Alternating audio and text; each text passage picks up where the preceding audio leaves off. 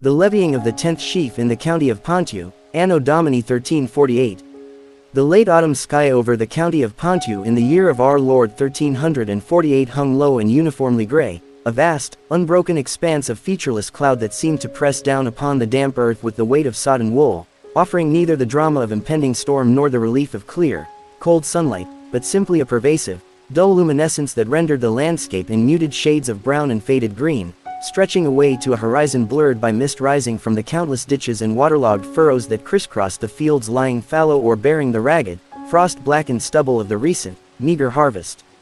Upon a road that was less a thoroughfare and more a sequence of connected ruts filled with viscous, ochre mud, a solitary figure progressed at a pace that could only be described as deliberate, mounted upon a horse of indeterminate age and color, its coat matted with dried mire and its head hanging low with an air of profound resignation. The rider, one Master Gervais de Clermont, a sub-deputy clerk in the service of His Most Christian Majesty, King Philippe VI of France, specifically attached to the Bureau of Extraordinary Revenues for the northern provinces, tasked with the preliminary assessment and documentation of the king's claim to the 10th sheaf of the autumn harvest, a levy imposed to fund the ongoing, and increasingly expensive, hostilities against the English pretender across the narrow sea, a conflict that seemed as distant and abstract to the peasants of Ponthieu as the movements of the celestial spheres, yet one whose fiscal demands pressed upon their lives with the tangible weight of the grain they were now required to surrender.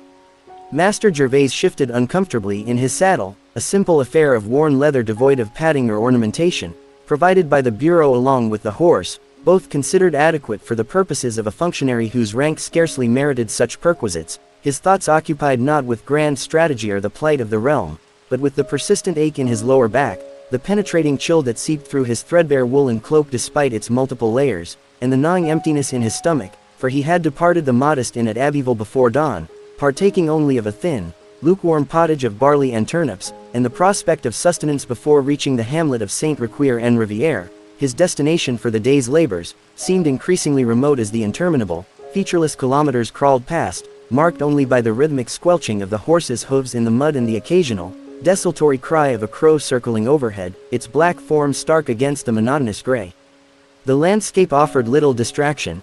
To the left, fields stretched away, bounded by low, crumbling stone walls or straggling hedges of thorn and bramble, their surfaces a patchwork of brown earth, grayish stubble, and the occasional stubborn clump of coarse grass, while to the right, beyond a sluggish ditch choked with decaying reeds, lay a stretch of marshland, its surface a dull, leaden mirror reflecting the oppressive sky, broken only by skeletal stands of alder and willow, their leafless branches forming intricate, dark traceries against the pallid backdrop, a scene devoid of human activity, of livestock, even of significant bird life beyond the aforementioned crow, creating an atmosphere of profound stillness and isolation that pressed upon Master Gervais's spirits as heavily as the damp air pressed upon his skin. His mind wandered, as it often did during these long, solitary rides, to the minutiae of his task.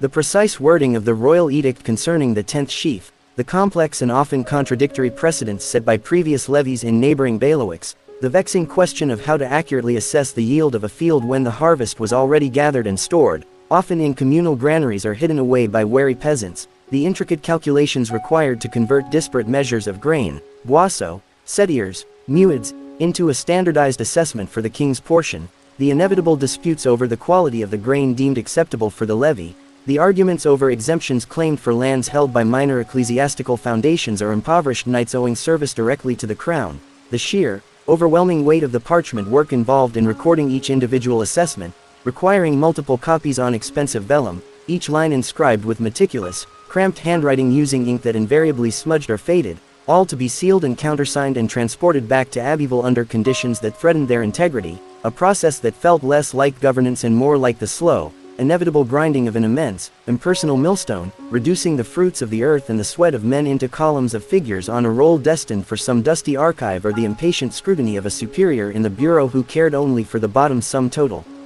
He sighed, a long, drawn-out exhalation that misted briefly in the chill air before vanishing, his gaze fixed on the muddy track ahead where it disappeared around a slight bend bordered by a particularly dense thicket of dripping hazel, wondering if Saint-Riquier-en-Rivière would offer even the modest comfort of a hearth to warm his bones or whether the village headman, likely a dour and suspicious peasant named, if memory served from the preliminary roll, one Enguerrand Leboeuf, would prove obstructive, forcing him to invoke the king's authority in a manner that was both tedious and potentially unpleasant, requiring the formal reading of the edict, the display of the official seal, a small, tarnished disc of bronze kept carefully wrapped in oiled cloth within his satchel, and the summoning of witnesses whose understanding of the proceedings would be minimal but whose presence was legally necessary, all consuming precious hours of daylight he could ill afford to lose, especially as the days grew shorter and the threat of early snow or freezing rain loomed ever larger, complicating travel and making the ink in his portable horn inkwell thicken and clog.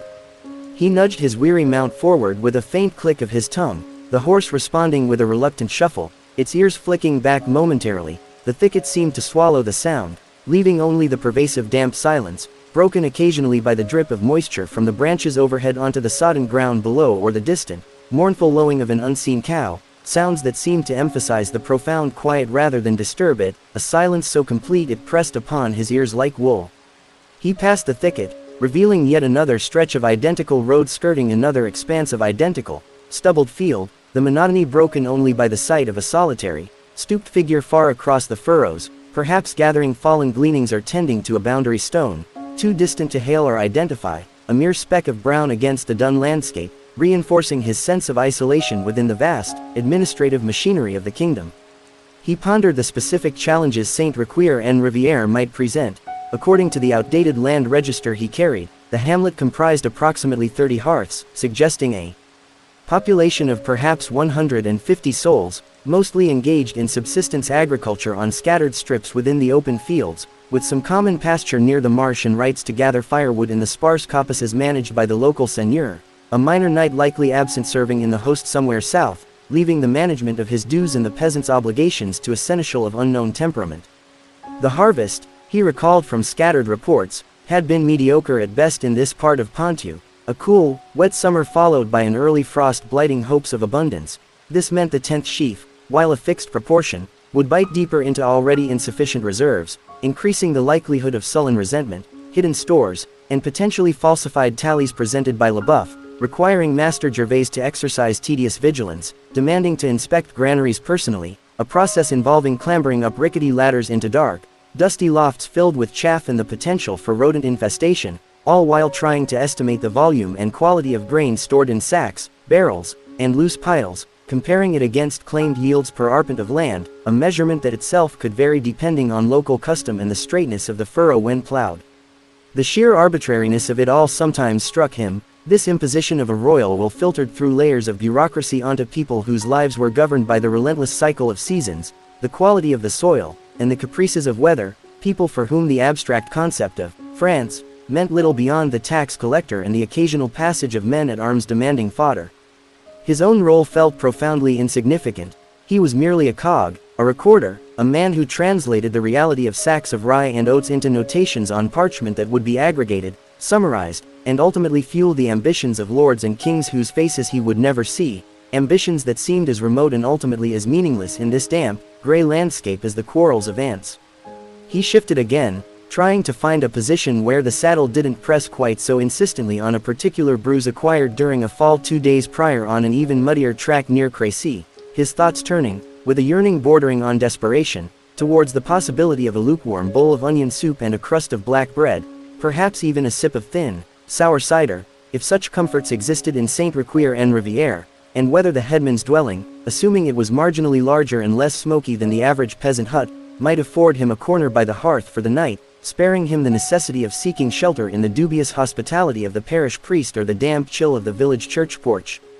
The road descended slightly into a shallow depression where the mud deepened, sucking greedily at the horse's hooves, forcing the animal to lift its feet with exaggerated effort, each step accompanied by a thick, wet, schlucking sound that seemed unnaturally loud in the stillness.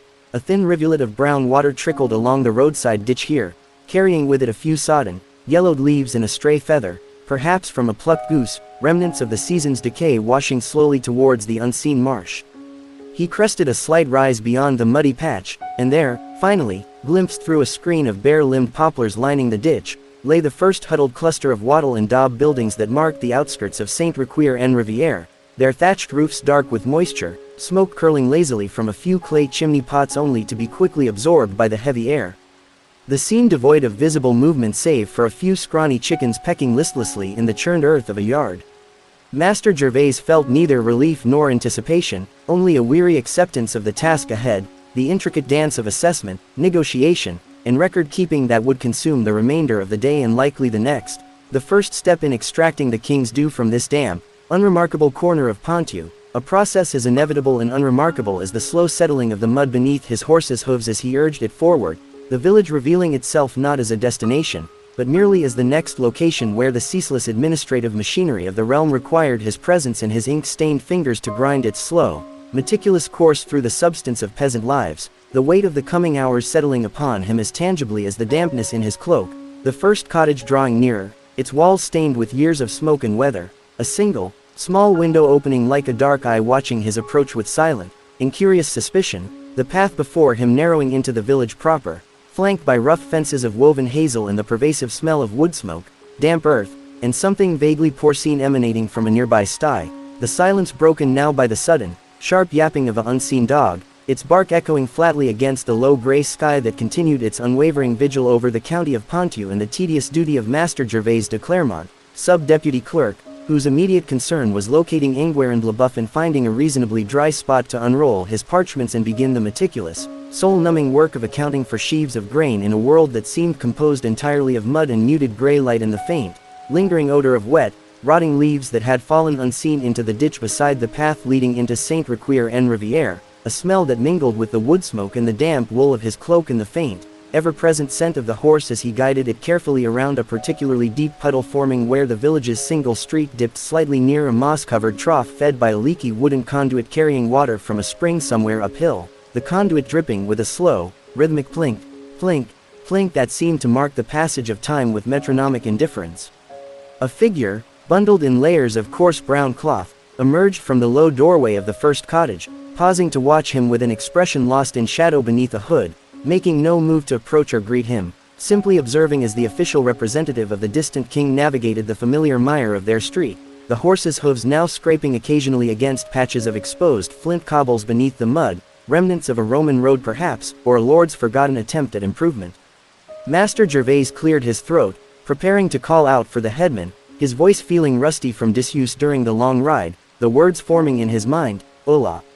I seek Enguerrand Leboeuf, by authority of the king," but before he could utter them, a gust of wind, cold and damp, swept down the street, rattling the bare branches of the poplars and lifting a swirl of dead leaves and fine droplets of moisture from the puddles, causing him to hunch deeper into his cloak and momentarily lose his train of thought, his gaze catching instead on the intricate pattern of water droplets beating on the coarse wool of his sleeve near the cuff, each tiny sphere reflecting the flat gray light like a minute, dull pearl, a brief, pointless focus for his attention before the administrative reality of the 10th sheaf and the doubtless tedious personality of Enguerrand Leboeuf reasserted its dominance over his immediate future within this small, damp settlement where the primary concern of its inhabitants was likely the depth of the mud by their threshold and the dwindling stack of firewood by the hearth, not the distant clash of crowns that demanded their grain and the presence of this minor functionary shivering slightly on his tired horse as he finally located a slightly larger dwelling, perhaps the headman's, identifiable by a marginally less sagging roof line and a slightly wider doorway,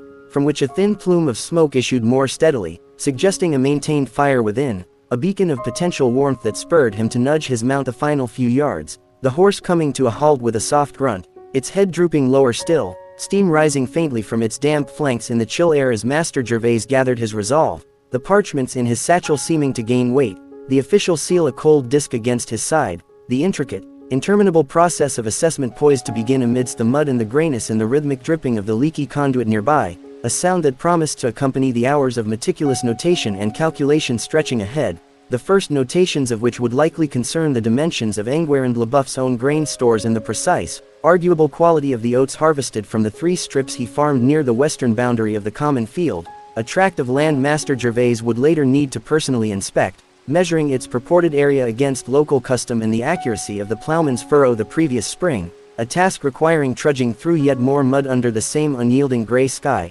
his quill poised to capture the mundanity of it all on vellum that would never see the light of the royal court but merely add its infinitesimal weight to the accumulating records of the Bureau of Extraordinary Revenues, a testament to the sheer, grinding persistence of the fiscal state in a time of distant war and local drizzle.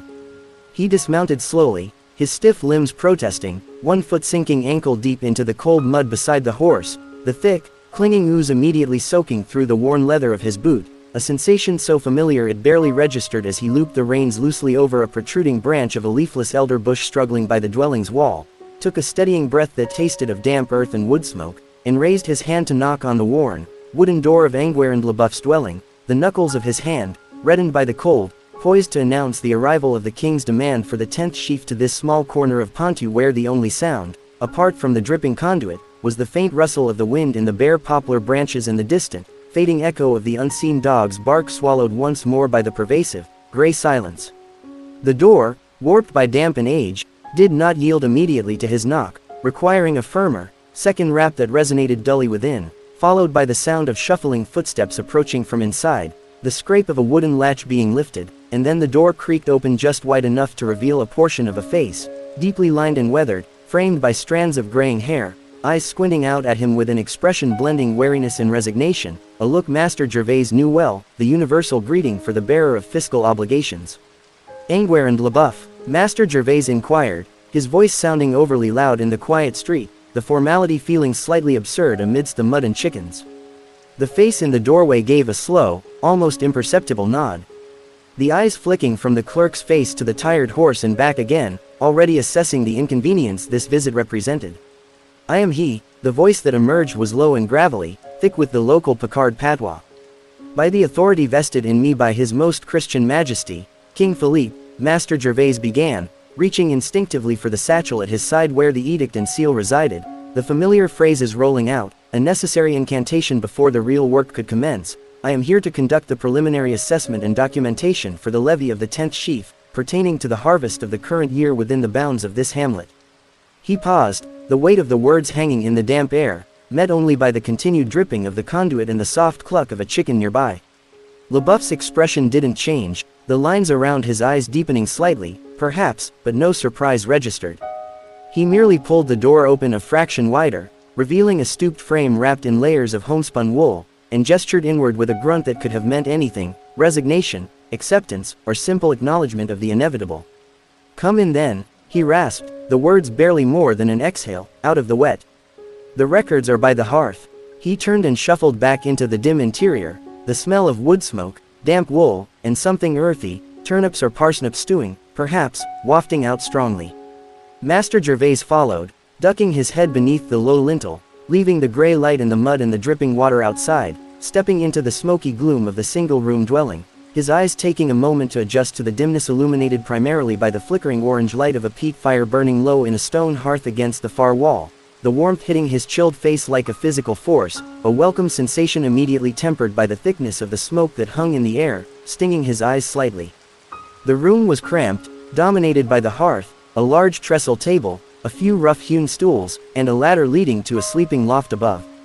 Bunches of drying herbs hung from the rafters, adding their own dusty scent to the mix. Near the fire, on a small, scarred stool, sat a stack of worn wooden tally sticks and a few scraps of parchment covered in crude markings, the village's own rudimentary harvest records. Lebuff had already settled himself on a stool by the hearth, poking the peat with a stick, sending up a shower of tiny sparks. He didn't look up. "Sit," he said, nodding towards another stool opposite. "The damp gets into the bones." Master Gervais lowered himself onto the offered stool, the simple act a minor relief for his aching muscles, placing his satchel carefully on the beaten earth floor beside him. The heat from the fire began to seep through his damp clothes, a profound comfort. He looked at Lebuff, then at the tally sticks, then around the smoky room. The administrative machinery, momentarily stalled by the transition from road to dwelling, began to creak back into motion within his mind. The 10th sheaf, the assessment, the records, the ink, the mundane reality of the levy reasserted itself, filling the space left by the cold and the mud. He cleared his throat again, the sound dry and rasping in the warm air. "We must begin with the register of holdings," he stated, reaching for his satchel, his fingers already anticipating the stiff leather flap, the smooth surface of the vellum within, the weight of the bronze seal. "I have the preliminary roll provided by the seneschal's office. We shall verify each tenancy, the reported yield per arpent, and the location of the stored grain." Lebuff gave another grunt, this one sounding distinctly like a sigh, and reached for the nearest tally stick, his gnarled fingers tracing the notches cut into the wood. The dance had begun, here, in the smoky gloom by the hearth, Far from the clash of arms, a dance measured in bushels and sheaves, recorded in ink on parchment that would outlast the transient warmth of the fire and the fleeting discomfort of the mud outside, a testament to the enduring, tedious persistence of kings and taxes. Master Gervais unrolled the first sheet of vellum on the rough tabletop, smoothing it carefully, the stark black lines of official script emerging in the firelight, the names of peasants and the descriptions of their strips of land in the open fields of Saint-Requier and Rivière waiting to be confirmed, disputed, and ultimately converted into the king's due, the quill in his hand poised to translate the earthy reality of the hamlet into the dry language of administration, the rhythmic dripping of the conduit outside momentarily drowned by the crackle of the peat and the low murmur of Leboeuf's voice beginning the litany of names and measures, the first notes in the long, monotonous symphony of the 10th sheaf levy in the county of Ponthieu. The gray light filtering through the small, thick-paned window seemed to grow dimmer as the afternoon wore on, the fire casting long, wavering shadows across the room where the clerk and the headman bent over their records, their voices a low drone punctuated by the scratch of the quill and the occasional crackle from the hearth, the world outside the low doorway reduced to a rectangle of damp, featureless gray, the horse standing patiently in the mud, steam no longer rising from its flanks, its head hanging low, the chickens still pecking listlessly, the unseen dog silent now, the only constant sound the relentless plink, plink, plink of water dripping from the conduit into the puddle below, a sound that seemed to seep into the very fabric of the afternoon, marking the passage of time in Saint-Requier and Rivière with a slow, indifferent cadence as Master Gervais meticulously inscribed the first entries in his ledger, the ink flowing black and permanent onto the creamy vellum, capturing the mundane reality of Jean Martel's 3 arpents of rye yielding 17 setiers, of Marie Lavache's widow's portion of oats stored in a barrel in her brother's lean-to,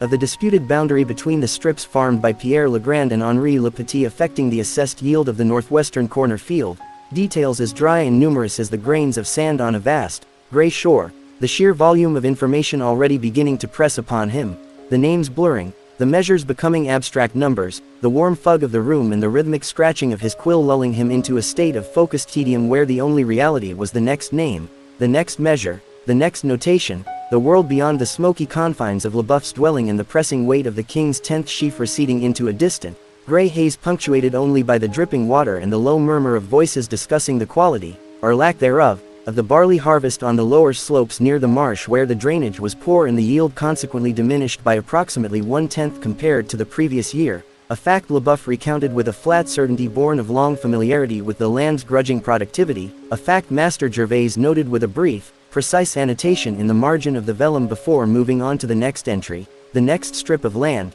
the next peasant's obligation, the quill moving steadily, the fire burning low, the gray light fading imperceptibly towards evening outside the small window overlooking the muddy street where the puddle fed by the dripping conduit grew slowly wider and darker in the gathering gloom. Chapter 2, The Assessment of Jean Folques's Barley and the Matter of the Mildewed Oats. The rhythmic plink, plink, plink of the conduit outside Enguerrand and Leboeuf's dwelling seemed to seep into the very timbers of the low, smoke-blackened roof beams, a constant, metronomic counterpoint to the low, gravelly murmur of Leboeuf's voice reciting names, measures, and locations of stored grain, and the dry, persistent scratching of Master Gervais's quill as it traversed the creamy expanse of vellum spread precariously on the uneven trestle table, the flickering orange light from the peat fire casting long, dancing shadows that made the cramped notation swim slightly before his tired eyes. The warmth radiating from the hearth was a profound relief, gradually driving the deep-seated chill from his bones, though it also intensified the smoky fug of the room, a mixture of burning peat, damp wool, drying herbs, and the earthy scent of root vegetables simmering unseen in a pot suspended over the coals. It was a warmth that carried its own soporific weight, making the dense administrative task feel even more monumental.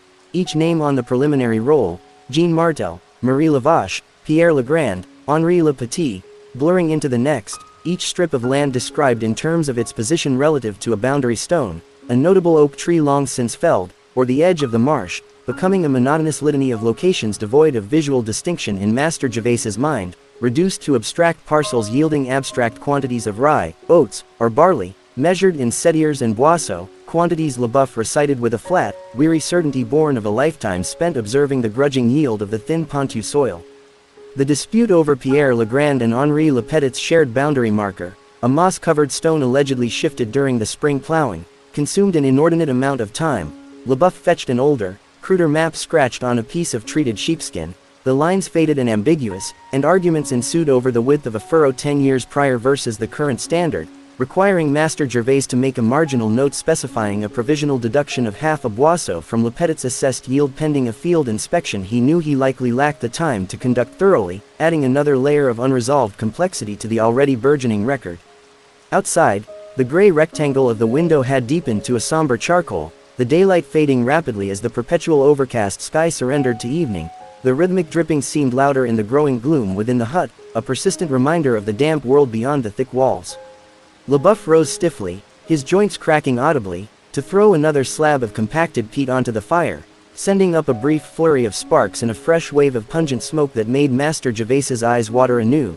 The headman then stirred the pot hanging over the coals, releasing a cloud of steam smelling strongly of turnips and onions, a scent that momentarily cut through the other odors and made Master Gervais's empty stomach clench painfully. He had consumed nothing since the thin pottage at dawn, and the prospect of sustenance, however humble, became an increasingly powerful distraction from the interminable list of names. Gautier Leroux, 3 arpents of oats, stored in sacks in his own granary loft. Isabeau, widow of Martin, 1.5 arpents of mixed barley and rye, shared storage with her son-in-law. Thibaud the wheelwright, exempt from grain levy on his primary holding due to rendering cartage services for the seigneur, but liable for the 10th sheaf on the small plot of beans and peas cultivated behind his workshop. The quill scratched on, the ink flowing steadily, forming row upon row of precise, cramped script that filled the vellum with the fiscal anatomy of Saint Riquier en Rivière, each entry a tiny, insignificant thread in the vast, invisible tapestry of royal revenue. The firelight glinted dully on the worn wooden tally sticks LeBoeuf occasionally consulted, their notched edges smoothed by years of handling, a simpler, older system of accounting that felt almost primitive compared to the intricate Latin notations Master Gervais was compelled to produce. He reached the name Jean Folks, noted as holding 4 arpents of prime barley land near the stream that fed the marsh. Folks, LeBoeuf grunted, pausing to prod the fire again. His barley, good yield, near 20 setiers the arpent. Stored well, dry. Master Gervais noted it, the higher yield a minor point of interest in the sea of mediocrity. But his oats, LeBoeuf continued, his voice dropping slightly, taking on a tone of reluctant disclosure, the strip by the alder copse. Damp ground, much of it touched by mildew in the sheaf. Barely fit for the beasts, let alone the king's levy. Master Gervais sighed inwardly, quality disputes were inevitable and time-consuming. The edict specifies grain fit for human consumption or, failing that, suitable for animal fodder, he recited wearily, the words tasting like dust. Mildewed grain may be deemed unfit. I must inspect it. LeBoeuf gave a noncommittal shrug, a movement that seemed to encompass the futility of it all. It's stored separate, in the old byre near his pigsty. Smells off. Master Gervais made another marginal note. Oats, J. Folks, strip 7W, suspected mildew, require inspection and assessment of fitness. It meant another location to visit, another rickety ladder to climb, another dark, probably rodent-infested space to scrutinize, likely tomorrow morning, adding another delay to his already tight schedule. The thought of breathing in the damp, fungal smell of spoiled oats was profoundly unappealing.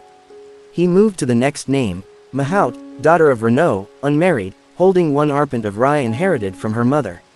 LeBoeuf confirmed the yield was average, stored with her brother's grain.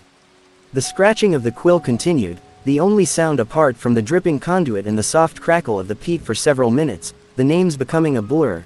Jehan the cooper, Etienne the thatcher, Perrin the son of Guillaume, each with their strips, their yields, their storage locations meticulously recorded, the process feeling less like documentation and more like the slow, inevitable draining of vitality from the room, from the hamlet, from Master Gervais himself. His hand began to cramp, the muscles between thumb and forefinger protesting the hours of precise, unrelenting motion. He flexed his fingers carefully, trying not to smudge the still wet ink on the vellum. The dimness was becoming a real hindrance. The firelight, while warm, was insufficient for the fine work. LeBoeuf, noticing his squinting, rose again with a grunt and lit a rushlight dipped in tallow, its wavering, greasy flame adding another layer of smoke to the air but casting a slightly brighter, if more unstable, pool of light onto the table, illuminating the growing expanse of black script that seemed to consume the vellum like a creeping shadow. The smell of burning tallow mingled unpleasantly with the peat smoke and the stewing vegetables. Master Gervais felt a profound weariness settle over him, deeper than the physical ache in his back or the stiffness in his hand. It was a weariness of the spirit, born of the sheer, grinding monotony of the task, the awareness of its fundamental pettiness in the grand, indifferent sweep of time and the vastness of the kingdom. He was recording the potential spoilage of Jean Folques's oaths while kings planned campaigns and bishops debated theology, and the only reality that mattered here, in this smoky hovel, was the next name, the next measure, the next argument over a disputed boundary or mildewed grain. He reached the end of the first sheet of vellum, carefully sanding the wet ink before rolling it up with practiced care and extracting a fresh sheet from his satchel, the smooth surface awaiting the next onslaught of administrative minutiae. Outside, the charcoal gray of the window had deepened to near blackness, the dripping conduits sound now the dominant noise in the quiet village, punctuated occasionally by the distant, mournful lowing of a cow or the rustle of something small in the thatch overhead. The rhythmic plink, plink, plink seemed to mark the passage of each name inscribed, each measure recorded, each tiny, insignificant claim of the distant king made manifest on the vellum under Master Gervais's weary hand. The warmth of the room, the smoky fug, the monotonous drone of LeBoeuf's voice, and the hypnotic scratching of the quill began to weave a spell of profound drowsiness over him. His eyelids felt heavy, the words on the preliminary roll swimming before his eyes. He forced himself to focus on the next entry. Simon Lenoir, 2 arpents of fallow field this year, paid the seeding tax in silver pennies to the seigneur's steward last Michaelmas, thus exempt from grain levy per precedent of 1342. He noted it, the relief of a simple entry without complication feeling like a minor blessing. The stew pot bubbled softly over the fire, the smell of cooked turnips now unmistakable and tantalizing. LeBoeuf, perhaps sensing the clerk's fading concentration or his own hunger, finally broke the rhythm. The light fails, and the belly grumbles, he stated flatly, not looking up from the tally stick he was examining. We break, eat, the records will keep. He rose and fetched 2 coarse wooden bowls and a ladle from a shelf near the hearth. Master Gervais set down his quill with profound relief, the cramp in his hand instantly flaring as he unclenched his fingers. He watched as LeBoeuf ladled a thick, steaming mixture of turnips, onions, and a few indeterminate pale chunks that might have been parsnips or possibly very old potato into the bowls. No meat was evident, not even a shred of fat. LeBoeuf placed 1 bowl and a small, dense loaf of dark rye bread, its crust nearly black, on the table before Master Gervais, then took his own bowl and bread back to his stool by the fire. No spoon was offered. Clearly, the custom was to drink the broth and eat the softened vegetables with the bread. Master Gervais tore off a piece of the hard bread, its texture gritty, and dipped it into the hot, thin broth. The taste was overwhelmingly of turnip, earthy and slightly bitter, with a faint sweetness from the onions, and utterly devoid of seasoning beyond perhaps a trace of wood smoke. It was hot, however, and it filled the aching void in his stomach. He ate methodically, dipping the hard bread to soften it, sipping the lukewarm broth directly from the bowl. It was sustenance, nothing more, but in that moment, in the smoky warmth after the hours of cold, damp travel and intense concentration, it felt like a significant comfort. LeBoeuf ate in silence, hunched over his bowl, his movements economical. The only sounds were the slurping of broth, the soft tearing of bread, the crackle of the fire, and the eternal plink, plink, plink from outside. The rushlight flickered, casting leaping shadows on the walls. Master Gervais finished his portion, the simple act of eating restoring a modicum of alertness, though the weariness remained deep within his bones. He looked at the remaining half of the vellum sheet, the list of names only half completed. Enguerrand LeBoeuf followed his gaze. We finish the roll tonight? He asked, not sounding particularly eager. Master Gervais considered. The firelight and rushlight were poor, his hand was tired, and the errors made in dimness and fatigue could cause complications later. We have covered perhaps half the hearths, he said, his voice rough. The light is insufficient for accurate work. We resume at first light. I must also inspect Folques's oats and verify the grain stores of. He consulted his notes, Mahout, Gautier-Leroux, and the communal granary. LeBoeuf nodded slowly, a gesture of acceptance rather than agreement. The loft, he said, gesturing upwards with a thumb towards the ladder. Straw's dry enough, blankets rough, but it keeps the chill off. It was an offer of shelter, sparse but practical. Master Gervais had hoped, vaguely, for a corner by the hearth, but the single room offered little privacy, and the straw loft, while doubtless dusty and likely home to spiders, was preferable to the damp church porch or imposing on the possibly unwelcoming parish priest. My thanks, he replied, the formality feeling out of place but necessary. He carefully re-rolled the partially completed vellum and secured it with a leather thong, placing it in the unused sheets back into his satchel with the inkwell and quills. The bronze seal, wrapped in its oiled cloth, felt reassuringly solid. LeBoeuf banked the peat fire with ashes, reducing it to a dull, red glow that provided minimal light but would preserve heat through the night. The rushlight, guttering low, cast long, distorted shadows. Master Gervais stood, his stiff muscles protesting, and approached the ladder leading to the loft. It was steep, the rungs worn smooth and slightly greasy from use. He climbed slowly, the ladder creaking under his weight, emerging into a low, triangular space beneath the thatch. The air was thick with the smell of dry straw, dust, and the faint, sweetish scent of dried herbs stored in sacks piled near the eaves. A thin pallet of straw covered with a coarse woven blanket lay in the center of the space. It was cramped, he could not stand upright. The only light filtered up from below, a faint orange glimmer from the banked fire. He removed his boots, grimacing at the mud still caked on them, and placed them near the top of the ladder. His damp cloak he kept on. The loft was marginally warmer than the room below, but the chill of the stone walls and the night air penetrating the thatch was palpable. He lay down on the straw pallet, the stalks crackling beneath him, and pulled the rough blanket over himself. It smelled of wood smoke and sheep. Below, he heard LeBoeuf moving about, the scrape of a stool, the soft clunk of the stew pot being moved, then the sound of the headman settling onto his own sleeping pallet near the hearth, followed by a long, weary sigh. Then silence, broken only by the faint crackle of the cooling peat and, persistently, rhythmically, from outside, the plink, plink, plink of water dripping from the conduit into the ever-widening puddle below. Master Gervais lay on his back, staring up into the absolute blackness of the thatch overhead, the events of the day replaying in his mind with a tedious clarity, the interminable muddy ride, the gray landscape, the smell of damp earth and rotting leaves, the smoky interior of LeBoeuf's dwelling, the scratch of the quill, the names and measures, the dispute over the boundary stone, the problem of Folquest's mildewed oats. The sheer weight of the administrative machinery pressed down upon him even. Here, in the dark, he shifted, trying to find a comfortable position on the lumpy straw, the rough blanket scratching his chin. The cold seeped through the thin pallet from the uninsulated floor below.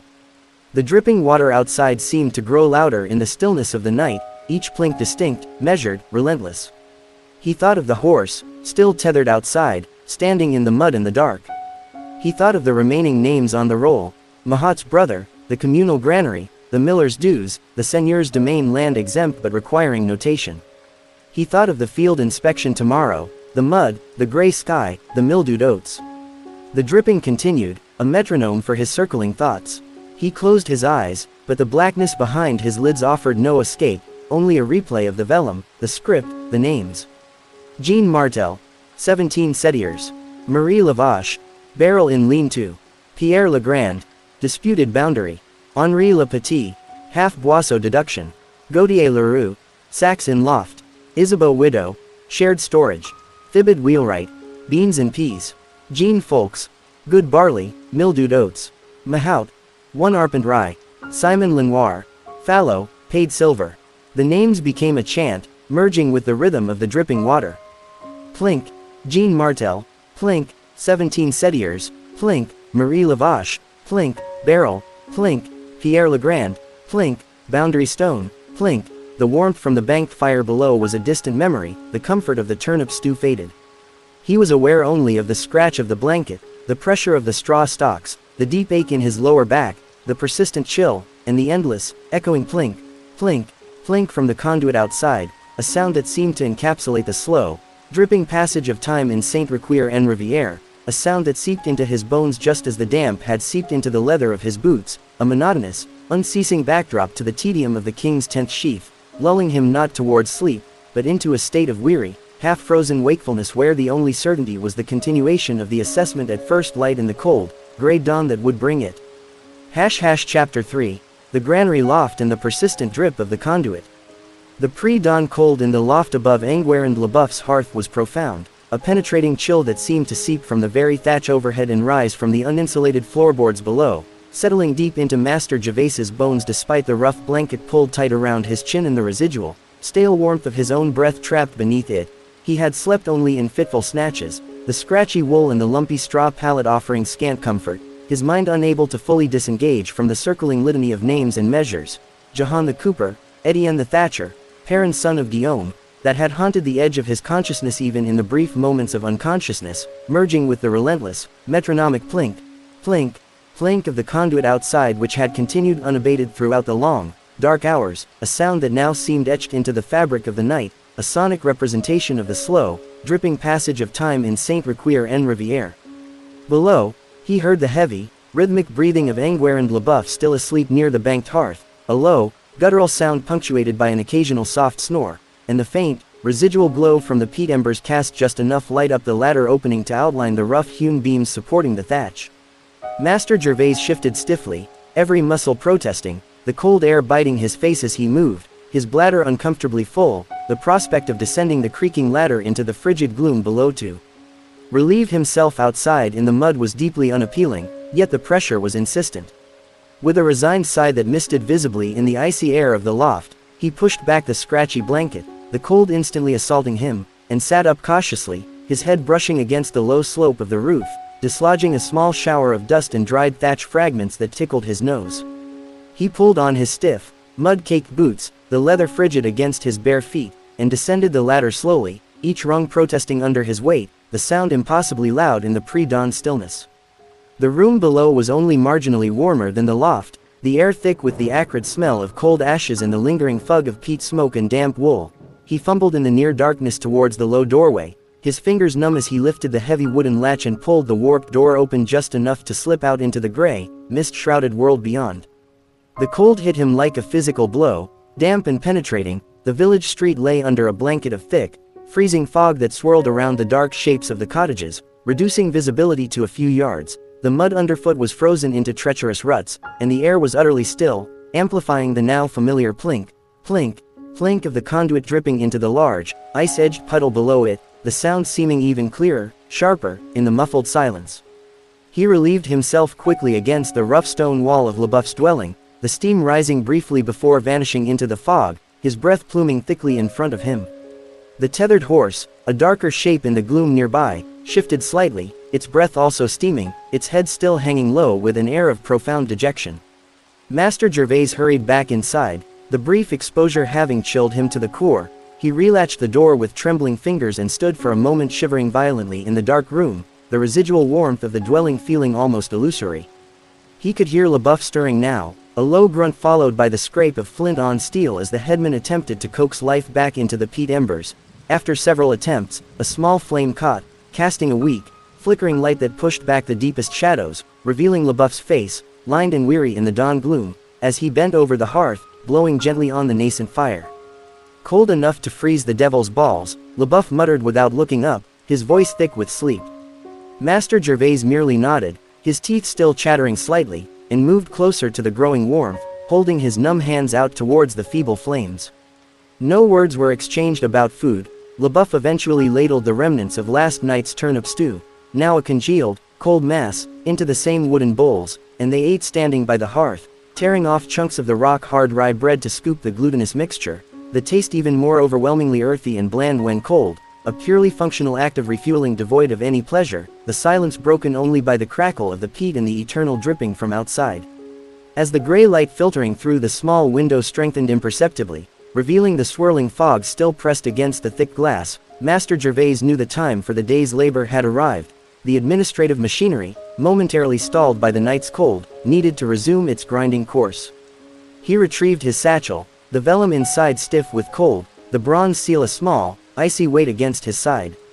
"We must complete the roll," he stated, his voice rough. "And then the inspections. Folques's oats first, then the communal granary, then Mahat's brother's store, then Gautier Leroux's sacks." Leboeuf gave a curt nod, wiping his bowl clean with a final scrap of bread. "Folques's buyer is closest. Smells worse than his pigs." He pulled on a heavier, patched cloak and a shapeless felt hat. Master Gervais followed suit, his own threadbare cloak offering scant protection against the damp cold that awaited outside. They stepped out into the freezing fog. Visibility was still poor, the village reduced to ghostly outlines, the mud frozen hard in ridges that crunched underfoot, the air so saturated with moisture it beaded instantly on wool and skin. The dripping conduit's sound was a constant companion as they trudged down the silent street, past doorways still closed tight against the cold, the only other sound the crunch of their footsteps and the occasional, mournful cluck from within a henhouse. Jean Folques's dwelling was indistinguishable from the others, low, dark, thatched, but the small stone and timber byre beside it, leaning precariously, emitted a distinct, sour odor even before LeBoeuf lifted the crude wooden latch on its ill-fitting door. The smell that wafted out was overpowering, a thick, musty, fungal reek of decay, damp earth, and something vaguely animalistic. His oats, LeBoeuf stated unnecessarily, holding a rough square of sacking over his nose and mouth. Master Gervais steeled himself and stepped inside, the gloom pierced only by the light from the open door. The byre was small, damp, and filled with a towering, loose pile of oat sheaves, their golden hue muted and blotched with ominous patches of grayish white and black mold. The air was thick with spores, he could feel them coating his throat. LeBoeuf remained near the door. Master Gervais approached the pile, pulling a sheaf partly free. The stalks were limp, cold to the touch, and crumbled slightly in his hand, releasing another cloud of musty dust. The grain heads, where visible, were shriveled, discolored, and coated in the same gray fuzz. He pulled a few grains loose, rubbing them between his fingers. They were soft, yielding, and gave off the unmistakable odor of mildew. "This is unfit," he declared, his voice muffled by his own sleeve pressed to his face. "Not for human consumption, barely fit for swine, and even then likely to cause bloat or worse." He backed out of the byre, gulping the marginally cleaner, fog-laden air of the street. "The edict allows for substitution with sound grain of equivalent value, or a monetary commutation at the assessed rate," he recited, the words tasting of mold. LeBoeuf spat into the frozen mud. "Folks hasn't the sound grain to spare, nor the coin. A hard winter coming." Master Gervais made a note on a small wax tablet he carried for such field observations. J. Folks oats strip 7W, confirmed unfit, severe mildew, substitution, commutation required, dispute likely. It was another complication, another potential argument to navigate, another delay. "We proceed to the communal granary," he said, wanting to be away from the foul smell.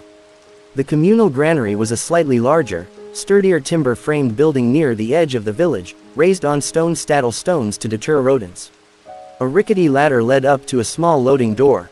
The fog was beginning to thin slightly as they approached, revealing the skeletal branches of nearby trees draped in hoar frost, glittering faintly in the weak, gray light that was finally penetrating the overcast. LeBoeuf produced a large, rusty key and unlocked the heavy padlock securing the granary door. Inside, the air was marginally drier but still cold and thick with the smell of grain dust, old wood, and mouse droppings. Sacks of rye and barley were stacked along one wall, while loose piles of oats filled one corner.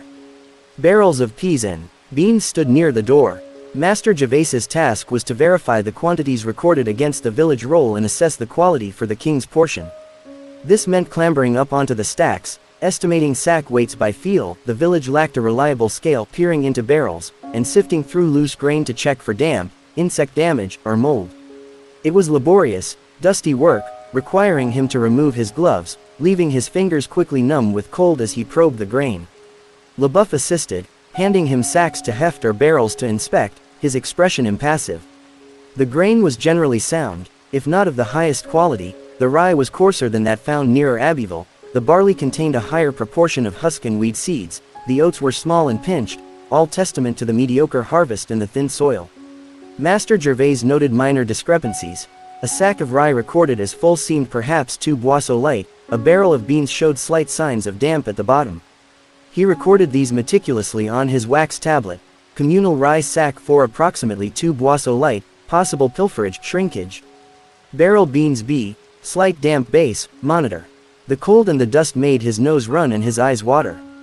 The rhythmic dripping of the conduit, though further away now, seemed to echo faintly even within the granary walls, a constant, low thrum beneath the rustle of grain and the scrape of sacks. They moved on to the dwelling of Mahat's brother, Robert, a sullen man with a pronounced limp who watched them with undisguised resentment as they inspected the single sack of rye and half sack of oats stored in a lean-to beside his hut, grain that represented a significant portion of his family's winter sustenance. Master Gervais noted the quantity matched the roll, the quality was acceptable, though the oats were particularly meager. Robert said nothing, merely spat into the frozen mud at their feet as they left. Gautier Leroux's granary loft, accessed by a ladder even more precarious than the one at LeBoeuf's, proved to be a dark, cobweb-choked space filled with sacks that indeed contained oats, though liberally mixed with chaff and mouse droppings, Master Gervais estimated a loss of perhaps 1/10 to waste and pilferage, noting it down. By the time they returned to LaBeouf's dwelling, the fog had lifted entirely, revealing the now familiar, oppressive gray sky pressing down on the damp, brown landscape of Ponthieu. It was approaching midday, yet the light remained flat and dull, offering no warmth. Master Gervais's fingers were stiff with cold, his nose raw, his lungs irritated by dust and mold spores. He needed to transcribe the morning's findings from his wax tablet onto the vellum roll and complete the remaining entries from the preliminary list. LaBeouf silently rekindled the hearth fire, the warmth a blessed relief, though the smoke still stung. Master Gervais sat at the trestle table, unrolling the vellum and the partially completed sheet, his chilled fingers fumbling with the inkwell. The ink had thickened in the cold and required warming near the fire before it would flow properly from his quill. He began the painstaking process of inscribing the new information, the confirmation of Folquest's spoiled oats and the required notation for substitution or commutation, the quantities and qualities observed in the communal granary, including the discrepancies, the verification of Robert's stores, the assessment of waste in Leroux's loft. Each notation required careful phrasing to adhere to bureaucratic convention and legal precision. The names resumed their litany. Robert brother of Mahout, 1 sack rye, half sack oats, stored lean-to, verified quantity, quality acceptable oats. Meager Gautier Leroux, 3 sacks oats estimated granary loft, significant chaff waste mouse spoil noted approximately. 1/10 deduction recommended communal granary, total rye sacks 1 to 7 approximately. Calculation based on estimated sack weights setiers, quality sound, barley loose pile approximately. Calculation setiers, quality acceptable high husk oats loose pile approximately. Calculation setiers, quality sound, peas barrels A-C full, quality sound, beans barrels DE, barrel D slight damp base, monitor, barrel E sound. The scratching of the quill filled the smoky room, the fire crackled, the conduit dripped its endless rhythm outside. Master Gervais's hand ached, his eyes strained in the dim light. He reached the final entries on the preliminary roll, the miller's small levy from tolls paid in mixed grain, requiring separate assessment, and the notation for the seigneur's domain land, exempt but its boundaries needing confirmation against the village fields to ensure no peasant strips had been encroached upon. Another task for the afternoon, involving more trudging through muddy fields under the gray sky. The weight of the remaining hours settled upon him, heavy and inescapable. He paused, flexing his fingers, looking at the dense black script covering the vellum, a testament to hours of meticulous, soul-numbing labor that would translate into a few lines of figures on a summary report for the bureau in Abbeville. The gnawing emptiness in his stomach reminded him he had eaten nothing since the cold turnip mash at dawn. Outside, the gray light seemed unchanged, the dripping conduit continued its plink, plink, plink, and the vast, administrative machinery of the king's 10th sheaf demanded yet more ink, more vellum, and more of Master Gervais de Clermont's weary presence in this damp corner of Ponthieu where the primary concerns were mildewed oats, underweight sacks, and the depth of the mud by the threshold, far removed from the clash of crowns that had set the levy in motion. He dipped his quill again, the ink now flowing smoothly but cold against the vellum, and inscribed the next notation concerning the miller's toll grain, the words forming on the page as the fire cast long, wavering shadows and the smell of wood smoke and damp wool filled the room, the only sounds the scratching nib, the crackling peat, and the distant, persistent echo of water dripping into the frozen puddle outside, a sound that seemed to measure the slow, inexorable passage of the afternoon towards another cold night and the promise of more administrative tedium come dawn. Chapter 4, The Miller's Toll and the Weight of Seigneurial Exemption. The inscription of the miller's toll grain onto the vellum sheet became an exercise in meticulous frustration, each figure requiring recalculation as Master Gervais cross-referenced the village's rudimentary tally sticks, marked with notches representing varying local measures of asterisk picotins and emines with the standardized royal asterisk setier asterisk, a process complicated by the miller, one Baudouin, having paid his dues not in a single grain type but in a heterogeneous mixture of rye, barley, and oat sweepings collected from the mill floor over the season, the quality of which was demonstrably inferior, containing significant chaff, dust, and small stones. Baudouin himself, a stout man with flour permanently dusting his eyebrows and forearms, had been summoned from his mill race by the village urchin dispatched by LaBeouf, and now stood shifting his weight impatiently just inside the low doorway of the headman's dwelling, the damp, cold air from the street eddying around his legs, his presence adding the faint, persistent smell of damp grain and grinding stones to the already complex olfactory tapestry of wood smoke, wet wool, and stewed roots. He argued, with a wheedling persistence that grated on Master Gervais's frayed nerves, that the mixture, while coarse, was wholesome and represented a fair equivalent to the pure grain levy demanded by the seigneur's steward. He pointed out the difficulty of separating the grains after milling and the inevitable waste. Master Gervais, his fingers stiff and cold despite the hearth's proximity, his eyes straining in the perpetual dimness, had to repeatedly invoke the Bureau's regulations concerning acceptable grain quality for royal levies, regulations that explicitly barred sweepings or mixtures heavily adulterated with inedible matter. He ultimately decreed, after sifting a small sample from the sack Baudouin had lugged over onto the trestle table, releasing a cloud of flour dust that made Leboeuf cough and Master Gervais's eyes water, that a deduction of 1/5 must be applied to the assessed volume to account for waste and inferior quality, translating the remaining 4/5 into standard *Cetiers* based on a conservative estimate of the mixture's average density, a calculation he performed laboriously on his wax tablet before transcribing the final, heavily qualified figure onto the vellum. Baudouin Miller, toll grain in lieu, mixed rye barley oat sweepings, estimated volume 3.5 Cetiers pre-deduction, quality inferior, significant chaff dust stones deduction 1/5 applied, net levy quantity, 2.8 Cetiers, quality acceptable for animal fodder only. Baudouin scowled, muttering about the unfairness of clerks and the hardness of times, but offered no further formal objection, likely relieved to have the matter settled without a full rejection of his payment. He hoisted the rejected sample sack back onto his shoulder with a grunt and departed, letting in another gust of frigid air as he shouldered the door open, the rhythmic plink, plink, plink of the conduit momentarily louder before being muffled again by the door's thudding closure. Master Gervais flexed his aching hand, the knuckles red and cracked from the cold and the constant pressure of the quill. He glanced at the remaining blank section of the vellum, then at the preliminary roll, its final entry concerning the seigneur's domain lands. This was less about assessment and more about verification and notation, confirming the boundaries of the lord's exempt fields to ensure no peasant strips had been improperly absorbed or vice versa, a task requiring reference to the outdated sheepskin map and, crucially, a physical inspection of the boundary markers in the open fields. The thought of venturing back out into the damp, gray afternoon, of trudging through frozen mud ruts and across stubbled fields under the oppressive sky, was profoundly dispiriting. His stomach, empty since the cold turnip mash at dawn, growled audibly. Leboeuf, who had been silently whittling a piece of kindling by the hearth, looked up. The sun's past its height, he observed flatly, though no actual sun was visible through the thick blanket of cloud. Fields won't walk themselves. The implication was clear. The task couldn't be avoided, and delaying it risked encroaching darkness. Master Gervais nodded wearily, sanding the ink on the miller's entry, rolling up the vellum with its dense cargo of administrative minutiae, and securing it in his satchel. He pulled his cloak tighter, the damp wool offering little comfort against the anticipated chill. Leboeuf fetched a long, gnarled staff, more for probing muddy ground than support, and they ventured back out into the village street. The air was, if possible, colder and damper than before. The brief lifting of the fog had revealed only the unbroken expanse of low, leaden cloud, and a fine, icy drizzle had begun to fall, not heavy enough to soak through immediately but persistent enough to bead on wool and sting exposed skin.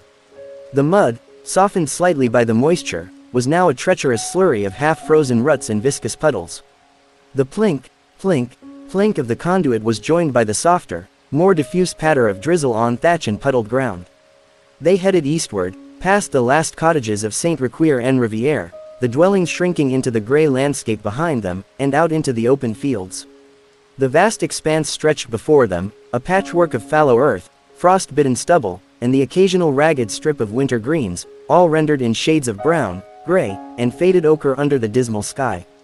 The only features breaking the monotony were the low, crumbling stone walls marking boundaries, the skeletal forms of lone, ancient trees, and the distant, blurred line of the alder copse bordering the marsh. Leboeuf led the way with the surefootedness of lifelong familiarity, his boots finding firmer footing on the grassy margins of the cart tracks that served as paths between the cultivated strips. Master Gervais followed, his own boots sinking into the cold mire, each step requiring an effort to pull free, the mud sucking greedily at the leather. The drizzle intensified slightly, finding its way beneath his hood and trickling coldly down his neck. The sheepskin map, consulted briefly at the edge of the village, was now useless in the featureless expanse. Navigation relied entirely on Leboeuf's knowledge of landmarks now obscured by mist and distance. the position of a specific lightning-blasted oak long since reduced to a mossy stump, the angle where the old Roman road, now just a slightly raised, flint-strewn ridge intersected the boundary ditch, the distinctive bend in the stream feeding the marsh.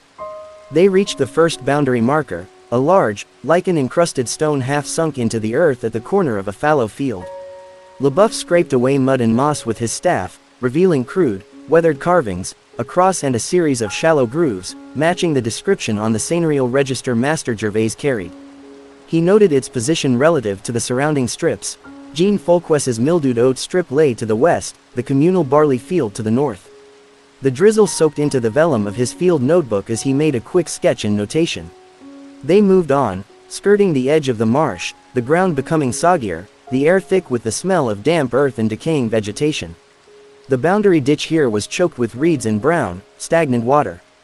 LeBoeuf pointed with his staff to a rotting wooden post, its top splintered, marking the demarcation between the seigneur's pasture and the peasant strips designated for spring planting. It matched the map's indication. Master Gervais noted it, his fingers numb, the quill slipping on the damp paper. The cold was deepening with the fading afternoon light, the grayness seemed to thicken, pressing down from the sky and rising from the damp earth. They trudged northwards, crossing a field of ragged, frost-blackened cabbage stalks, then another of coarse, tufted grass left for winter grazing. The rhythmic squelch of their footsteps in the mud, the patter of drizzle, and LeBoeuf's occasional grunted directions were the only sounds in the vast, empty landscape. Master Gervais's thoughts narrowed to the immediate physical sensations, the ache in his calves from the uneven ground, the raw cold on his face, the gnawing emptiness in his stomach, the damp chill penetrating his boots and socks, the sheer, grinding weariness that permeated his entire being. The administrative purpose of this trek, verifying lines on a map to protect the fiscal rights of an absent lord, felt utterly abstract, meaningless against the visceral reality of the cold mud and the lowering gray sky. They located the final marker, a stone cairn largely collapsed, near the northwestern edge of the fields, confirming the boundary against the holding of Perrin, son of Guillaume. As Master Gervais made the last notation, his hand trembling slightly with cold and fatigue, the drizzle turned decisively to sleep, small, hard pellets that stung the skin and hissed faintly as they struck the frozen stubble. Time to turn back, LeBoeuf stated, his voice carrying the weight of finality. The light was fading rapidly, navigating the fields in darkness and sleet would be perilous. They began the long trudge back towards the huddled darkness of Saint-Riquier-en-Rivière, the sleet stinging their faces, the mud sucking at their boots with renewed malice. The journey back felt interminable, the village lights, faint, smoky glows from cottage windows, seeming to recede rather than approach. The plink, plink, plink of the conduit, when they finally re-entered the village street, was almost welcoming in its familiarity, a constant sound anchoring them back to the known, however damp and smoky. LeBoeuf led the way not to his own dwelling, but to the small, stone-built church that stood slightly apart, its squat tower a dark shape against the sleet gray sky. He knocked firmly on the priest's adjoining cottage door. The door was opened by a thin, elderly man with watery eyes and a perpetually surprised expression, draped in a patched but clean cassock, Père Benoit, the parish priest of Saint-Riquier-en-Rivière. He blinked at them in the dim light spilling from his doorway, taking in their mud-spattered, sleet-soaked state. Anguerrand, and the king's man. His voice was reedy. Sleet's setting in hard, LeBoeuf said without preamble. The clerk needs shelter. The hearth here is larger. It was less a request than a statement of logistical necessity. Père Benoit hesitated for only a moment, his gaze flickering over Master Gervais's evident exhaustion and the satchel containing the king's business. Of course, of course. Come in, come in. Out of the wet, he stepped back, ushering them into a marginally larger, cleaner, but equally smoky room than LeBoeuf's. A crucifix hung on one whitewashed wall, and a larger hearth held a more robust fire. The smell was of wood smoke, beeswax candles, and dried herbs. LeBoeuf nodded curtly to Master Gervais. I'll see to your horse. Père Benoit will see you fed. With that, he turned and vanished back into the sleet-lashed gloom. Master Gervais stood dripping on the rush-strewn floor, feeling suddenly like an inconvenient parcel deposited on the priest's threshold. Père Benoit fussed, fetching a rough towel and gesturing towards the hearth. Come, warm yourself, monsieur. You look half frozen. The weather, most inclement. He stirred a pot hanging over the fire, this one emitting a marginally more promising aroma, perhaps containing a scrap of salted pork or bacon alongside the inevitable roots. Master Gervais moved stiffly towards the heat, holding his numb hands out to the flames, the sleet melting from his cloak and dripping onto the hearthstones with a soft hiss. The weight of the day, the inspections, the arguments, the cold, the mud, the sheer, unrelenting tedium of the assessment, settled upon him with crushing force. The satchel at his side, containing the vellum roll with its dense record of sheaves and setiers, the wax tablet with its field notes, the bronze seal of authority, felt like an anchor dragging him down into the muddy reality of Ponthieu. The fire's warmth began to seep into his bones, but it couldn't reach the deeper chill of accumulated fatigue and the knowledge that tomorrow promised only the resolution of the folk's dispute, the final summation of the levy figures, and the long, muddy ride back to Abbeville to begin the process anew in another damp, grey hamlet. The sleet hissed against the shuttered window, the church bell tolled once, a somber, hollow sound that seemed to resonate with the dripping of his cloak in the distant, eternal plink, plink, plink of the conduit outside, a sound that had become the very heartbeat of Saint Riquier en Riviere and the soul-numbing duty of Master Gervais de Clermont. Père Benoit placed a steaming bowl of slightly improved stew, containing a few discernible shreds of fatty pork, and another dense loaf of black bread on a small table near the hearth. "Eat, monsieur," the priest urged gently. "Restore yourself." Master Gervais sat, the simple act requiring effort, and stared into the bowl, the steam warming his face, the smell of food failing to stir his appetite, his mind already turning over the complexities of Jean Folques's mildewed oats and the cold arithmetic awaiting him at first light. The administrative machinery, momentarily sheltered from the sleet, continued its inexorable grind within the smoky confines of the priest's cottage, measured by the crackle of the fire and the relentless dripping of water, both within and without. Chapter 5, The Candle Tax and the Seeping Damp of Saint Riquier Church.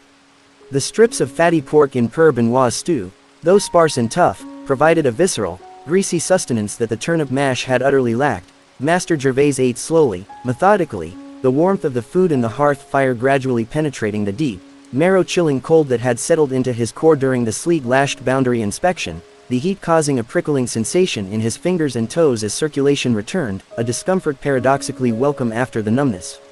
The priest's cottage, while still smoky and thick with the smell of wood smoke and old rushes, possessed a marginally greater sense of order than Leboeuf's dwelling. A small, crude prie-dieu stood in one corner beneath the crucifix, a shelf held a few leather-bound volumes in a simple wooden chalice, and the whitewashed walls, though stained with soot near the ceiling, gave an impression of austere cleanliness. Père Benoit ate sparingly from his own bowl, his watery eyes fixed on the fire, occasionally murmuring a quiet grace or crossing himself. The sleet continued its soft, persistent hiss against the shuttered window, a sound that merged with the crackle of the burning logs and the dripping of Master Gervais's sodden cloak onto the hearthstones, creating a damp, sibilant symphony that filled the small room. The weight of the unfinished assessment, however, pressed upon the temporary respite. Jean Folques's mildewed oats demanded resolution, the final levy figures needed summation, and the vellum roll required completion before he could depart this waterlogged hamlet. His satchel, propped against the leg of the rough-hewn table, seemed to radiate a cold bureaucratic insistence. He finished the stew, the gritty bread scraping his throat, and wiped the bowl clean with a final crust. "My thanks, Père Benoit," he said, his voice still rough. "The warmth and sustenance are most welcome." The priest nodded gently. "God provides shelter, even in the storm, monsieur. Though his provision often feels damp in Ponthieu." He offered a thin, wry smile. "You have more work tonight." Master Gervais gestured towards the satchel. "The levy assessment, a dispute concerning spoiled oats. The final summation." Père Benoit sighed softly, a sound like dry reeds rustling. "Ah, the king's due. It presses heavily upon small places. Jean Folques's misfortune becomes the king's concern, filtered through your quill." He rose slowly, gathering the empty bowls. "The light in the church is poor, but the altar space is dry, and the great ledger table is sturdy. You may work there, undisturbed. I will fetch candles. Though," he added with another sigh, "we are taxed even on light now. The droit de Soleil bites deep this year. The candle tax, another small levy, another bureaucratic imposition filtering down to this damp corner." Master Gervais merely nodded, the complexity of the kingdom's fiscal web feeling more suffocating than ever. Père Benoit led him through a low, arched door connecting the cottage to the nave of the small church of Saint Riquier. The transition was abrupt, from the smoky, fire-lit warmth of the cottage into a cavernous, frigid gloom. The air was thick with the smell of damp stone, cold incense, mildewed wood, and the faint, sweetish decay of old candle wax. Tall, narrow windows of thick, greenish glass admitted almost no light from the sleet-obscured dusk outside. The interior was a landscape of deep, shifting shadows. The priest moved with practiced familiarity, lighting a single tallow candle held in a simple iron sconce near the door. The feeble, guttering flame cast a small, unstable pool of light that seemed only to deepen the surrounding darkness, revealing the outlines of rough-hewn pews, a squat stone font, and the shadowed bulk of the altar at the far end. He led Master Gervais towards a massive, scarred trestle table pushed against one wall, likely used for parish accounts or preparing sacramental bread. "The ledger table," Père Benoit announced, placing the sconce upon it. The flame flickered wildly in the drafts that seemed to seep from every joint in the stonework. "I will fetch more light. Though the droit de Sureau, we must be frugal." He shuffled back towards the cottage door, leaving Master Gervais alone in the immense, echoing chill of the church. The silence was profound, broken only by the distant hiss of sleet, the erratic sputter of the single candle, and a new sound, a slow, rhythmic drip, drip, drip echoing from somewhere near the altar, likely a leaking roof tile or a blocked gutter manifesting inside the sacred space. It was a different timbre from the conduit's plink, deeper, more resonant in the stone vault, but equally persistent, a reminder of the pervasive damp that afflicted everything in Saint-Riquier-en-Rivière, even the house of God. Master Gervais shivered, pulling his damp cloak tighter. The cold here was a physical presence, settling on his skin like a clammy shroud. He unpacked his satchel with stiff fingers. The stiff vellum roll, the wax tablet dense with field notations, the inkwell thankfully not frozen solid, but thick and sluggish, his quills, the sand shaker, and the small, wrapped weight of the bronze seal. The great table felt vast and empty under the single, guttering flame. Père Benoit returned with 2 more candles, shorter and of noticeably poorer quality, their tallow smelling rancid and smoking profusely. He placed them carefully on the ledger table, their combined light still pitifully inadequate against the swallowing darkness of the nave. "Frugality," he murmured apologetically, his breath misting in the candlelight. "The archdeacon audits our wax consumption most strictly." He retreated again, leaving Master Gervais to the gloom, the cold, the dripping, and the tangled problem of Jean Folques's oats. He unrolled the vellum, the stiff parchment crackling loudly in the silence, the dense black script seeming to absorb the meager light. He located the marginal note, Oats, J. Folks, strip 7W, confirmed unfit, severe mildew. Substitution commutation required, dispute likely. The regulations offered pathways. Folks could substitute sound grain of equivalent value from another part of his holding or his reserves. He could pay a monetary commutation based on the local market value of sound oats, or, if genuinely destitute, he could petition for a temporary exemption, a process requiring sworn testimony from the headman and witnesses, additional documentation, and likely rejection by the bureau unless the case was exceptionally dire. Master Gervais knew Folks had little sound grain to spare. The man's main barley store, while good, was precisely measured for his family and livestock through the winter. Coin was scarce in such hamlets. The petition route was lengthy, uncertain, and would require Master Gervais to remain longer, drafting affidavits. The simplest solution, for the clerk at least, was to demand commutation, forcing Folks to sell something, a pig, a tool, perhaps a scrap of poor pasture, to raise the cash.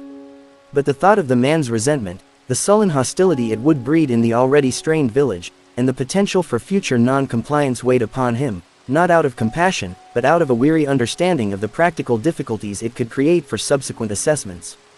The dripping near the altar seemed to grow louder, echoing the rhythm of his indecision. Drip, substitute, drip, commutation, drip, petition, drip. He dipped his quill into the thick, cold ink, the metal nib scraping the sides of the horn inkwell. The candle flames guttered wildly as a stronger draft swept through the nave, making the shadows leap and dance grotesquely on the stone walls. He decided on commutation. It was the cleanest administrative solution. He inscribed a formal notation beneath his earlier marginal note, invoking the relevant clause of the levy edict. Item: Jean Folks, Oats strip 7W, assessed yield est. 4 sediers, quality unfit, mildew confirmed, substitution not offered. Commutation imposed at standard rate for sound oats, 3 deniers, sedier, total commutation due, 12 deniers, payable to royal receiver, Abbeville, by Feast of Saint Martin. It was a significant sum for a peasant, likely equivalent to a month's labor or the value of a young pig. Folks would be furious, Leboeuf would be displeased, but the bureau would be satisfied. The matter was, bureaucratically, closed. He sprinkled sand on the wet ink, the grains hissing faintly. The action felt like sealing Folques's hardship into the permanence of the vellum record. The dripping continued. Drip, 12 deniers, drip, payable, drip, street. Martin, drip. He moved on to the summation, the final aggregation of all the meticulously gathered data. He needed to collate the quantities of sound grain assessed from each source, the communal granary, individual peasant stores minus deductions and exemptions, the miller's reduced toll grain, convert them all into standard royal **setiers**, and calculate the total 10th sheaf due to the king. It was arithmetic, pure and simple, but arithmetic performed with cold, clumsy fingers in near darkness on a surface scarred by generations of parish accounts, the candlelight flickering treacherously. He worked slowly, methodically, referring constantly to the wax tablet and the vellum entries, his breath pluming in the frigid air, the figures swimming before his tired eyes. Communal rye, 47.5 setiers, communal barley, 32 setiers, communal oats, 28 setiers, peas, 8 setiers barrels beans, 6.5 setiers barrel D deduction applied Gautier Leroux oats, 8.1 setiers after waste deduction Robert Mahat's brother, 1.8 setiers rye, 0.9 setiers oats, Mahout, 1.5 setiers rye. The list went on, name after name. Measure after measure, a litany of agrarian minutiae. He added columns, his quill scratching figures in the margins, the nib catching on the rough vellum. The cold numbed his mind as well as his fingers. He found himself double-checking simple sums, losing his place in the lists. The 3 candles burned lower, the rancid tallow sputtering, casting long, wavering shadows that distorted the numbers. The dripping near the altar maintained its slow, steady beat. Drip, carry the 2, drip, 47.5, drip, plus 32, drip. It became the metronome of his calculation, a cold, watery counterpoint to the scratch of the quill. He reached the subtotal for all grain assessed, 156.7 setiers. The 10th sheaf levy was 1/10 of this, 15.67 setiers. He inscribed the figure with a sense of profound weariness rather than accomplishment. Total assessed levy for Saint-Requier en Rivière, 15 setiers and 67 hundredths. It was a modest sum, insignificant in the grand treasury of France, extracted with immense effort from a poor hamlet ravaged by a mediocre harvest and the relentless damp. He noted the commutation due from Folks separately, monetary commutation, Jean Folks 12 deniers. The administrative essence of his entire visit was distilled into these 2 lines on the vellum. He rolled the completed document carefully, securing it with the leather thong. The candles were now little more than stubs drowning in pools of molten tallow, their light fading rapidly, the smoke thickening the already dense air. The darkness beyond the small pool of light on the ledger table seemed to press closer. The cold was intense, gnawing deep. The dripping continued. Drip, 15.67, drip, 12 deniers, drip. Master Gervais gathered his materials, the inkwell icy to the touch, the bronze seal a cold disc. He felt utterly drained, hollowed out by cold, fatigue, and the sheer, grinding pointlessness of it all. The levy was recorded, the king's due quantified, but the grain still sat in the damp granaries of Saint-Requier en Rivière. The deniers were not yet in the receiver's coffer in Abbeville, and the administrative chain would require further links, transport, storage, accounting, auditing, before it ever contributed a crust to a soldier or paid a mercenary. He was a tiny, insignificant cog in a vast, groaning machine that processed the substance of peasant lives into columns of figures on parchment stored in damp archives. Père Benoit reappeared silently, a spectral figure in the dying candlelight. "It is done, monsieur." Master Gervais nodded mutely, holding up the rolled vellum. The priest gestured towards the cottage. "Come, the hearth still holds some warmth. Your pallet is ready." The pallet, Master Gervais knew, would be a thin mattress of straw on the stone floor of the sacristy, marginally drier than the church itself but scarcely warmer. He followed the priest back into the marginally less frigid atmosphere of the cottage. Leboeuf was there, standing near the hearth, steam rising faintly from his own damp cloak. "Horses rubbed down, fed poor hay," he stated. Folks was at his door. Saw us return, looked black as thunder. Master Gervais merely nodded, too weary to engage. He placed the satchel containing the levy roll carefully near his intended sleeping place. Père Benoit offered a cup of lukewarm, watered wine. Master Gervais drank it gratefully, the thin liquid doing little to warm him but wetting his dry throat. The conversation was minimal, functional. LaBeouf confirmed he would witness the formal presentation of the commutation demand to folks at first light. Per Benoit murmured about the unlikelihood of the sleet stopping. Master Gervais said nothing, staring into the embers of the fire, feeling the accumulated cold and damp of Saint-Requier and Rivière seep into his very marrow. The dripping sound from the church, though muffled by the thick door, was still faintly audible in the silence that fell between them, a constant, liquid reminder of the hamlet's essential nature. Drip, commutation, drip, levee, drip, mud, drip. He knew sleep, when it finally came on the thin sacristy pallet, would be shallow and haunted by figures dancing in the dim candlelight. 15.67 setiers, 12 deniers, 3 deniers per setier, 1/5 deduction, 2.8 setiers net, merging with the rhythm of the leak in the fading memory of the conduit's plink, the sounds of water and bureaucracy blending into a single, monotonous drone that echoed the slow, cold seep of time in this forgotten corner of Ponthieu, where the only certainty was the weight of the king's dew and the dampness that pervaded everything, from the thatch overhead to the straw beneath him, waiting for the gray, sleet-laden dawn and the final, unpleasant duty of confronting Jean folks before beginning the long, muddy journey back towards Abbeville and the next village, the next levee, the next interminable chapter in the ledger of the realm. The candle flames in the cottage guttered lower, the sleet hissed against the shutters, the church, through the wall, continued its slow, patient dripping onto cold stone. Chapter 6. The sour aftertaste of commutation and the mud-slicked road to Neuvien-en-Ponthieu. The confrontation with Jean folks at first light, witnessed by a stony-faced Anguirre and LaBeouf under a sky still weeping a fine, persistent sleet that turned the village street into a churned slurry of icy mud, unfolded with a predictable, sullen inevitability. Master Gervais, standing stiffly before the peasant's low doorway, his damp cloak already beading with moisture, recited the formal commutation demand, 12 deniers payable by Martinmas to the royal receiver in Abbeville, his voice flat and devoid of inflection, the bureaucratic pronouncement hanging in the cold, wet air like the sleet itself.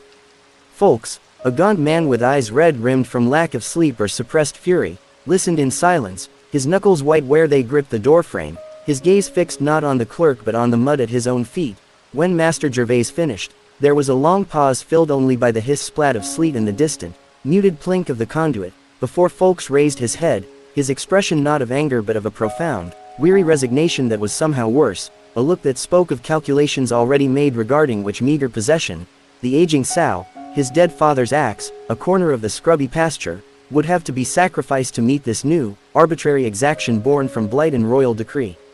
12 deniers, he repeated, his voice a hoarse whisper swallowed by the damp air.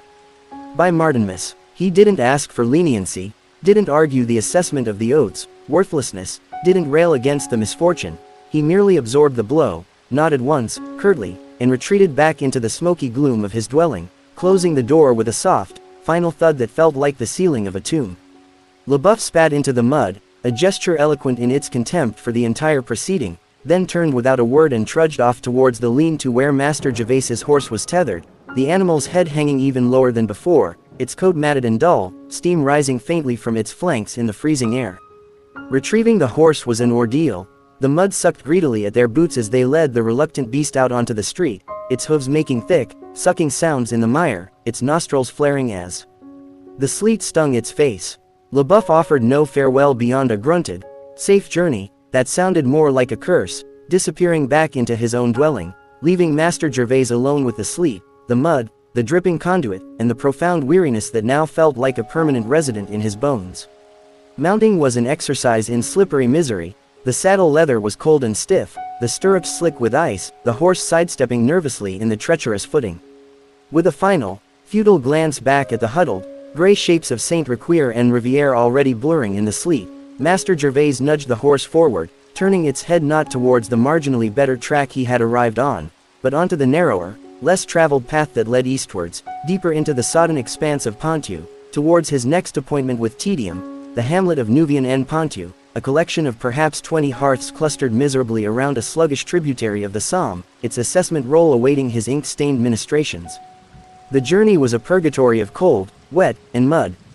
The sleet, driven by a biting wind that funneled down the shallow valley, needled his face and found every gap in his clothing, soaking through his woolen hose and chilling his legs to the point of numbness. The horse plodded with agonizing slowness, its head down, its breath pluming thickly, each step a laborious extraction of a hoof from the clinging, ochre muck that seemed determined to swallow them both. The landscape offered no relief, only a monochrome expanse of frozen stubble fields, skeletal hedgerows, and patches of scrubby marshland, all rendered in shades of gray and brown under the unbroken pall of cloud, the horizon lost in a haze of sleet and mist. Visibility rarely extended beyond 100 yards, the world shrank to the patch of mud directly before the horse's nose, the rhythmic squelch thud of its hooves, the hiss of sleet on his hood, and the pervasive, damp chill that seeped into his very core. His thoughts, mercifully, grew sluggish, blunted by the cold and the sheer physical effort of remaining upright in the saddle.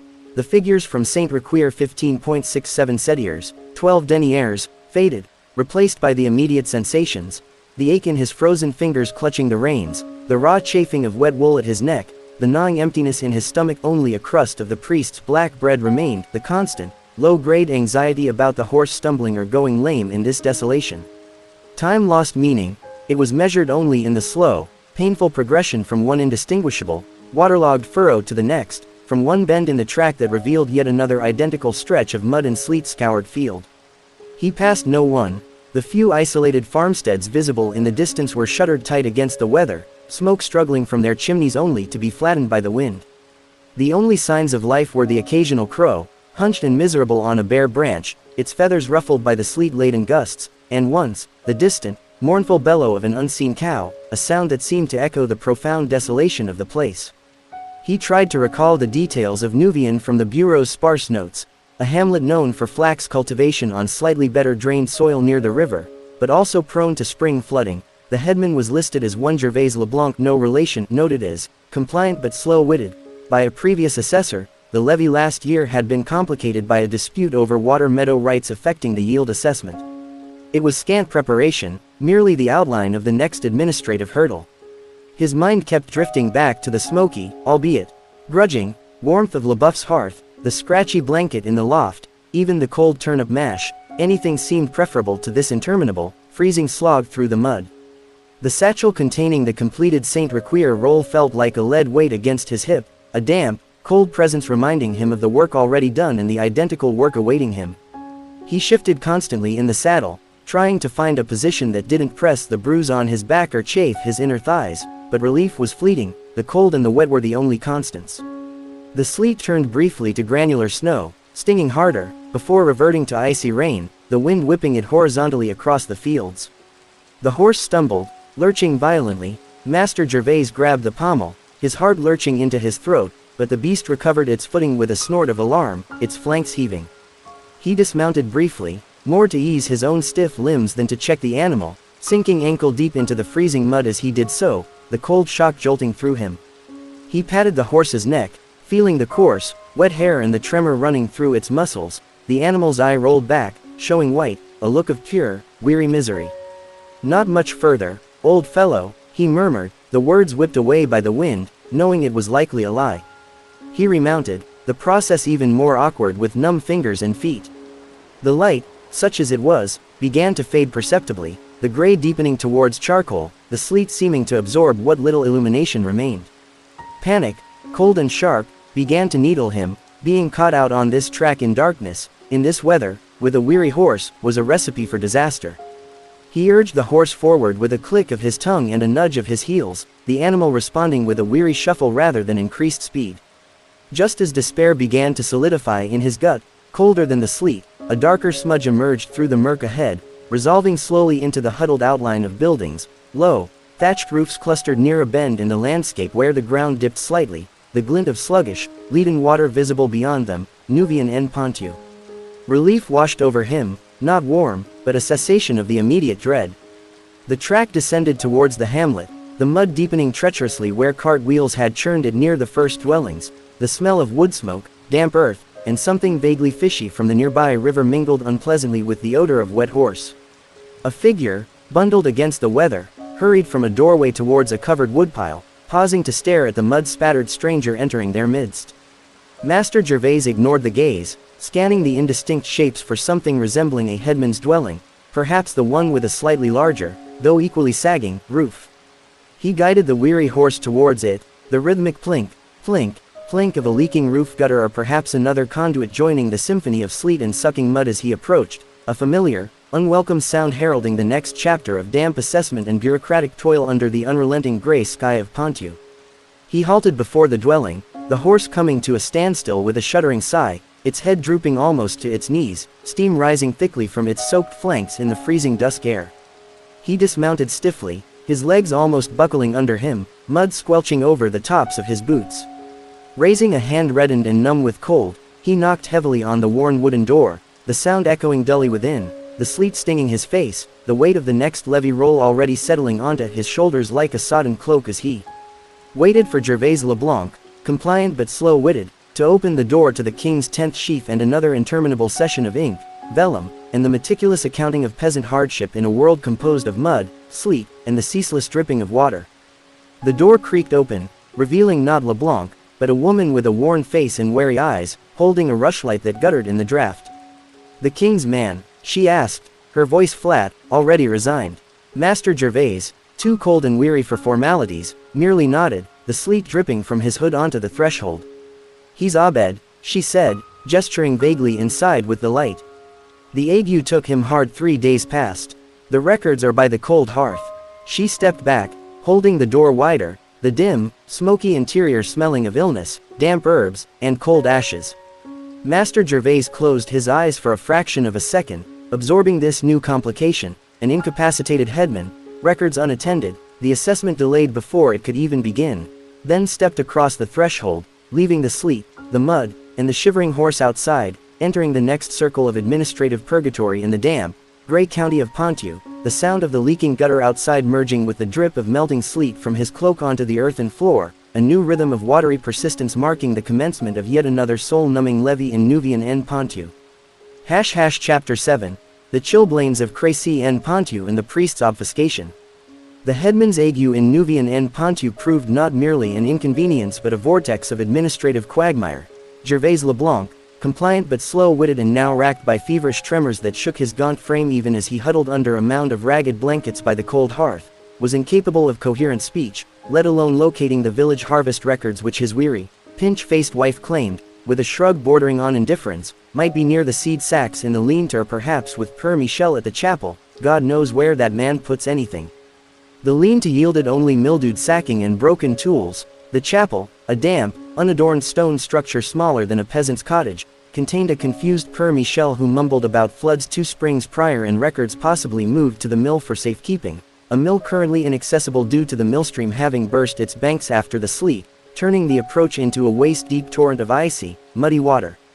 Master Gervais spent a day and a half in Nouvion, his chilblained fingers throbbing with renewed agony as he sifted through mildewed chaff in a flooded storehouse, attempted to reconstruct levy estimates from the contradictory, panic-stricken recollections of peasants terrified of under-assessment, and drafted a provisional roll on increasingly damp vellum while the headman coughed wetly in the corner and the rain lashed the thatch, the pervasive dampness seeping into his bones and his documents alike, the completed assessment for Nouvion feeling less like a record and more like a guess scrawled in frigid desperation before he fled the waterlogged hamlet at first light, his horse's hooves dragging through mud now thick as potter's clay, the gray sky weeping a cold, persistent drizzle that blurred the already indistinct track leading northeast towards Crécy en Ponthieu.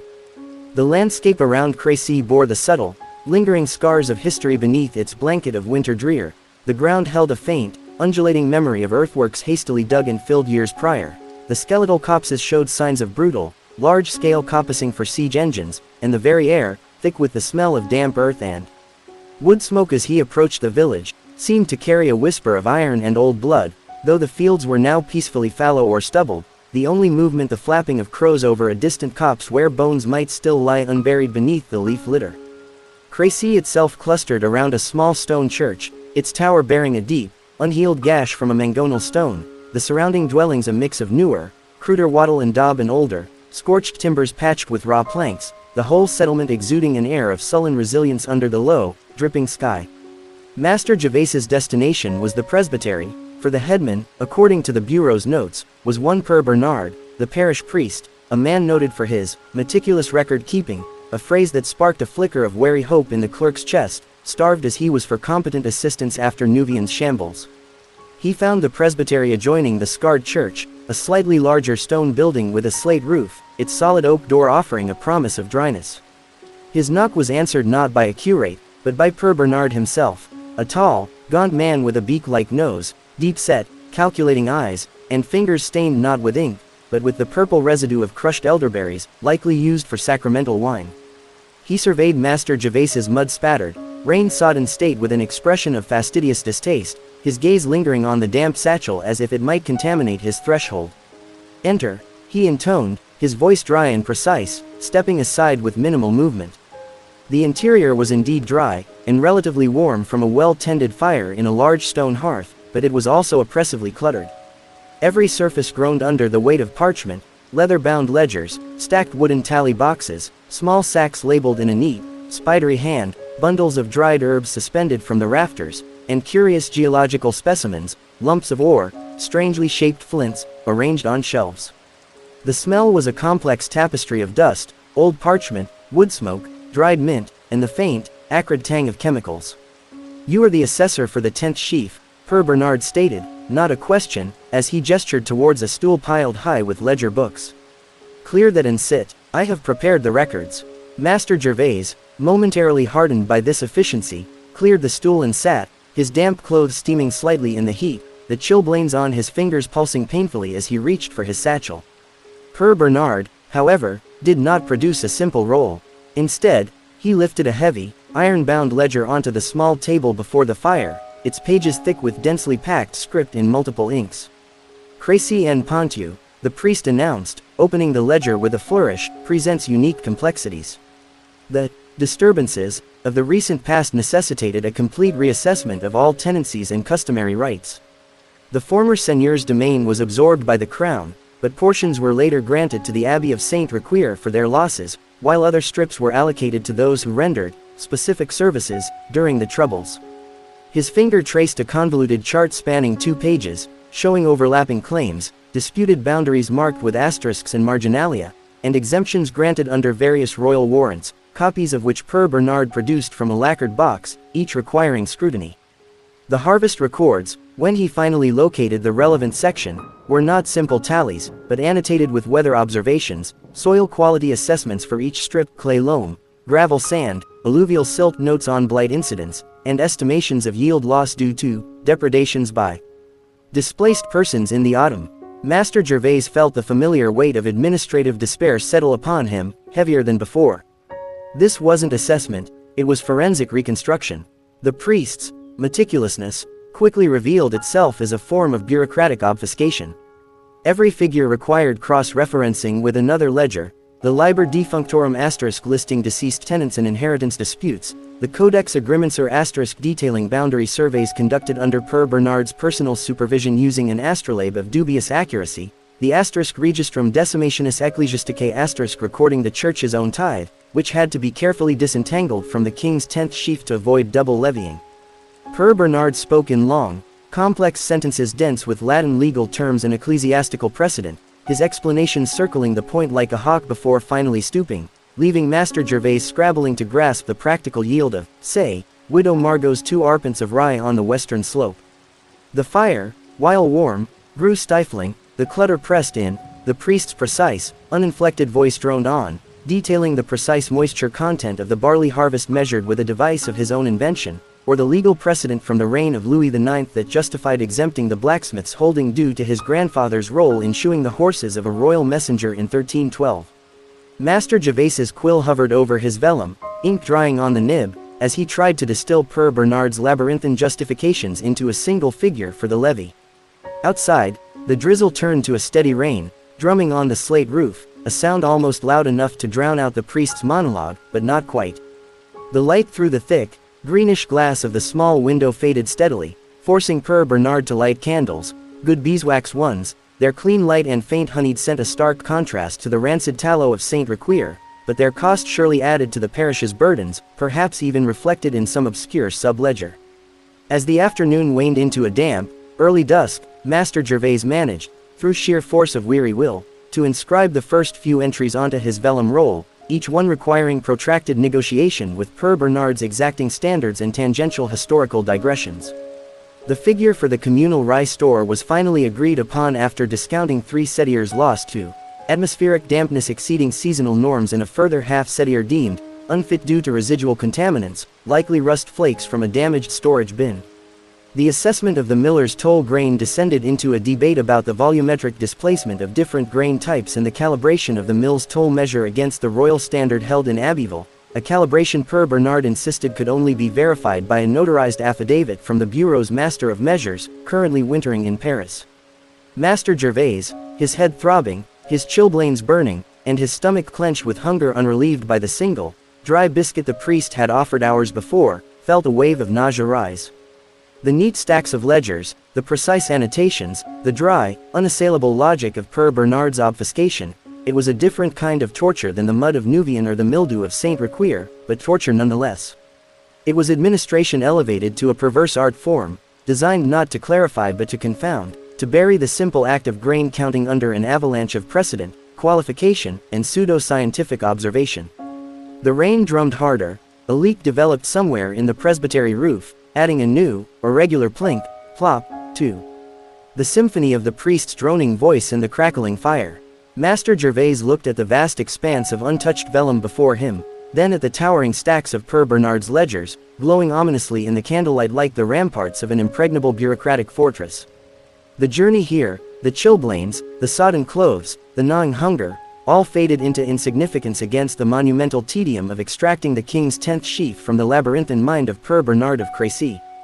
The clerk dipped his quill, the ink now thick and cold, feeling the weight not just of the levy, but of the crushing, meticulous, dust-laden inertia of the priest's meticulously recorded world pressing down upon him, the rain on the roof and the leak in the corner marking the slow, inexorable passage of a dusk that promised not rest, but only more candlelit hours of parsing ecclesiastical Latin and debating the hygroscopic properties of rye versus barley in the damp, history-haunted air of Crécy and Ponthieu, the neat columns of figures on his vellum roll seeming farther away than ever as Per Bernard launched into a detailed exegesis on the inheritance rights of the deceased tenant's second cousin, whose strip lay fallow this year but whose theoretical yield potential must still be factored into the overall assessment of arable capacity for the hamlet's fiscal liability under the terms of the asterisk ordonnance de Vincennes.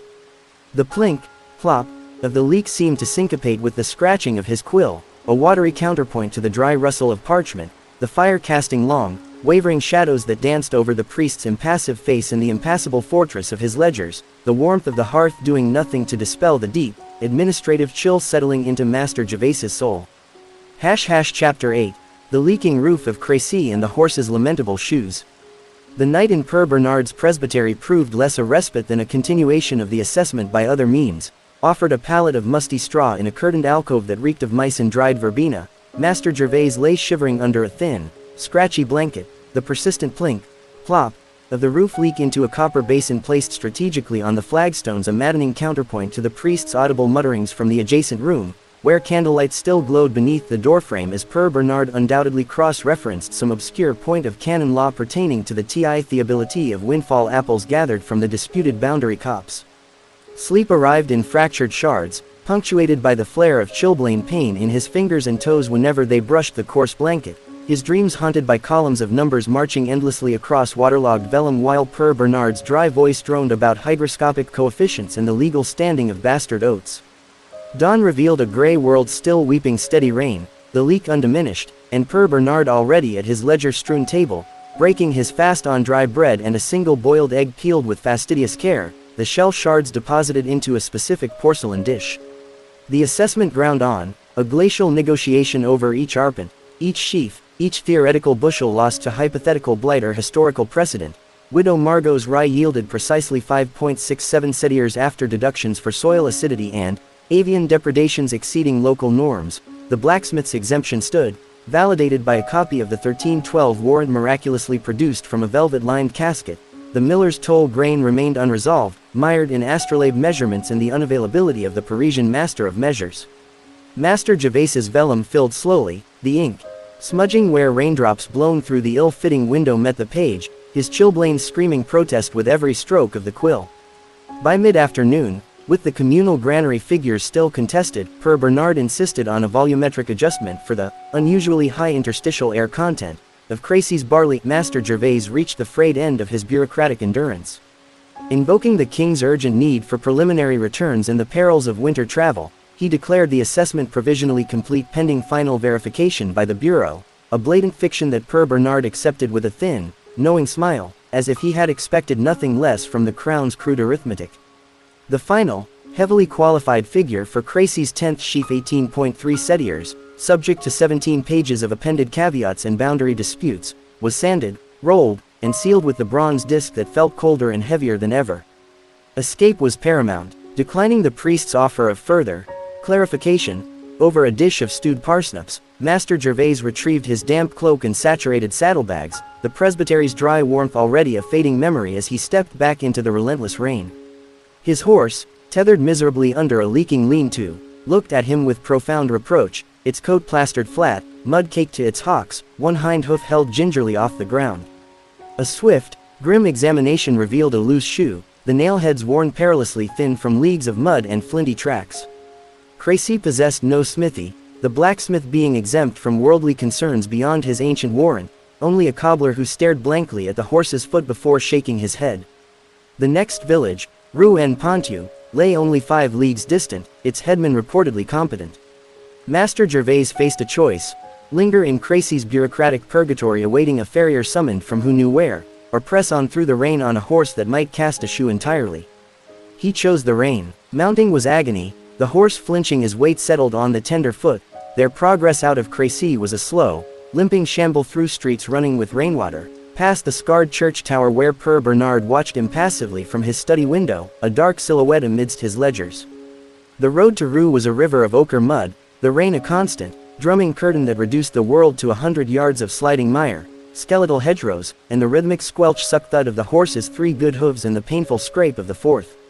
Master Gervais hunched in the saddle, water cascading from his hood, his saturated cloak a cold, leaden weight, the satchel containing the Crécy roll pressing like a block of ice against his hip. The chilblains in his feet burned and itched within his waterlogged boots, his fingers, clenched on the reins, were numb claws. Time dissolved into the monotonous misery of the journey, the lurching gait of the horse, the sting of rain on his face, the ache in his lower back, the gnawing hunger unrelieved since Pere Bernard's biscuit, the constant, low-grade dread of the horse going truly lame in this desolation.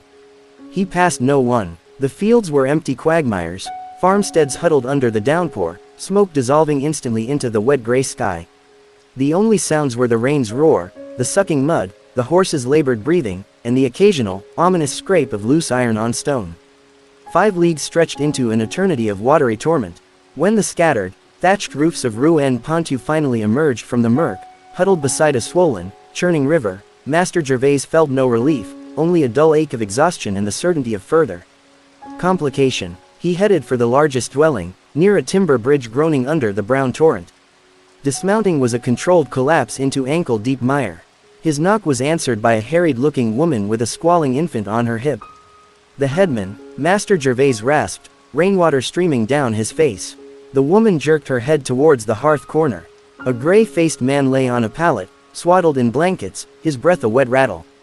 "The lung fever took him 3 days ago," she said flatly. "Burial's tomorrow, weather permitting."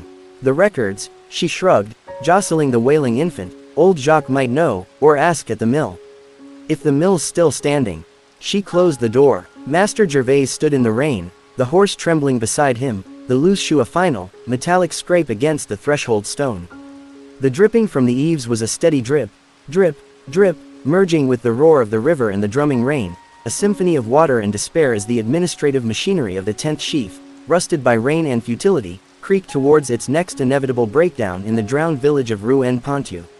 He turned the horse's head towards the sound of the mill race, the promise of dry parchment and a warm hearth evaporating like mist off the sodden fields, the weight of the next impossible assessment settling onto his shoulders with the crushing force of the unending rain. Chapter 9, The Mill Race of Rouen-Ponthieu and the Miller's Stonewalling. The mill in Rouen-Ponthieu hunkered low beside the swollen river like a sodden beast, its timber frame groaning under the lash of the rain, the great wheel churning the churning brown torrent into a furious, foaming maelstrom that sent vibrations through the muddy ground underfoot. The air thrummed with the deep, bass roar of the water and the higher-pitched scream of the millstones within, a cacophony that drowned the drumming rain as Master Gervais led his limping horse along the treacherous, slippery path towards the building, the animal flinching at every step, its loose shoe scraping a discordant metallic screech against submerged stones. Hope, that fragile ember, guttered and died as he approached. The mill's lower timbers were submerged, dark water swirling hungrily around the foundation posts, the path itself vanishing into the flood just yards from the heavy, rain-lashed door. An old man, Jacques presumably, bundled in layers of dripping sacking, was frantically piling sandbags against the lower doorframe, his movements slow and labored against the river's push. The headman's records. Master Gervais bellowed over the water's roar, rainwater streaming into his mouth. Jacques paused, straightening with a wince, his face a roadmap of wrinkles etched deeper by exhaustion and rain. Records, he yelled back, gesturing wildly at the seething water.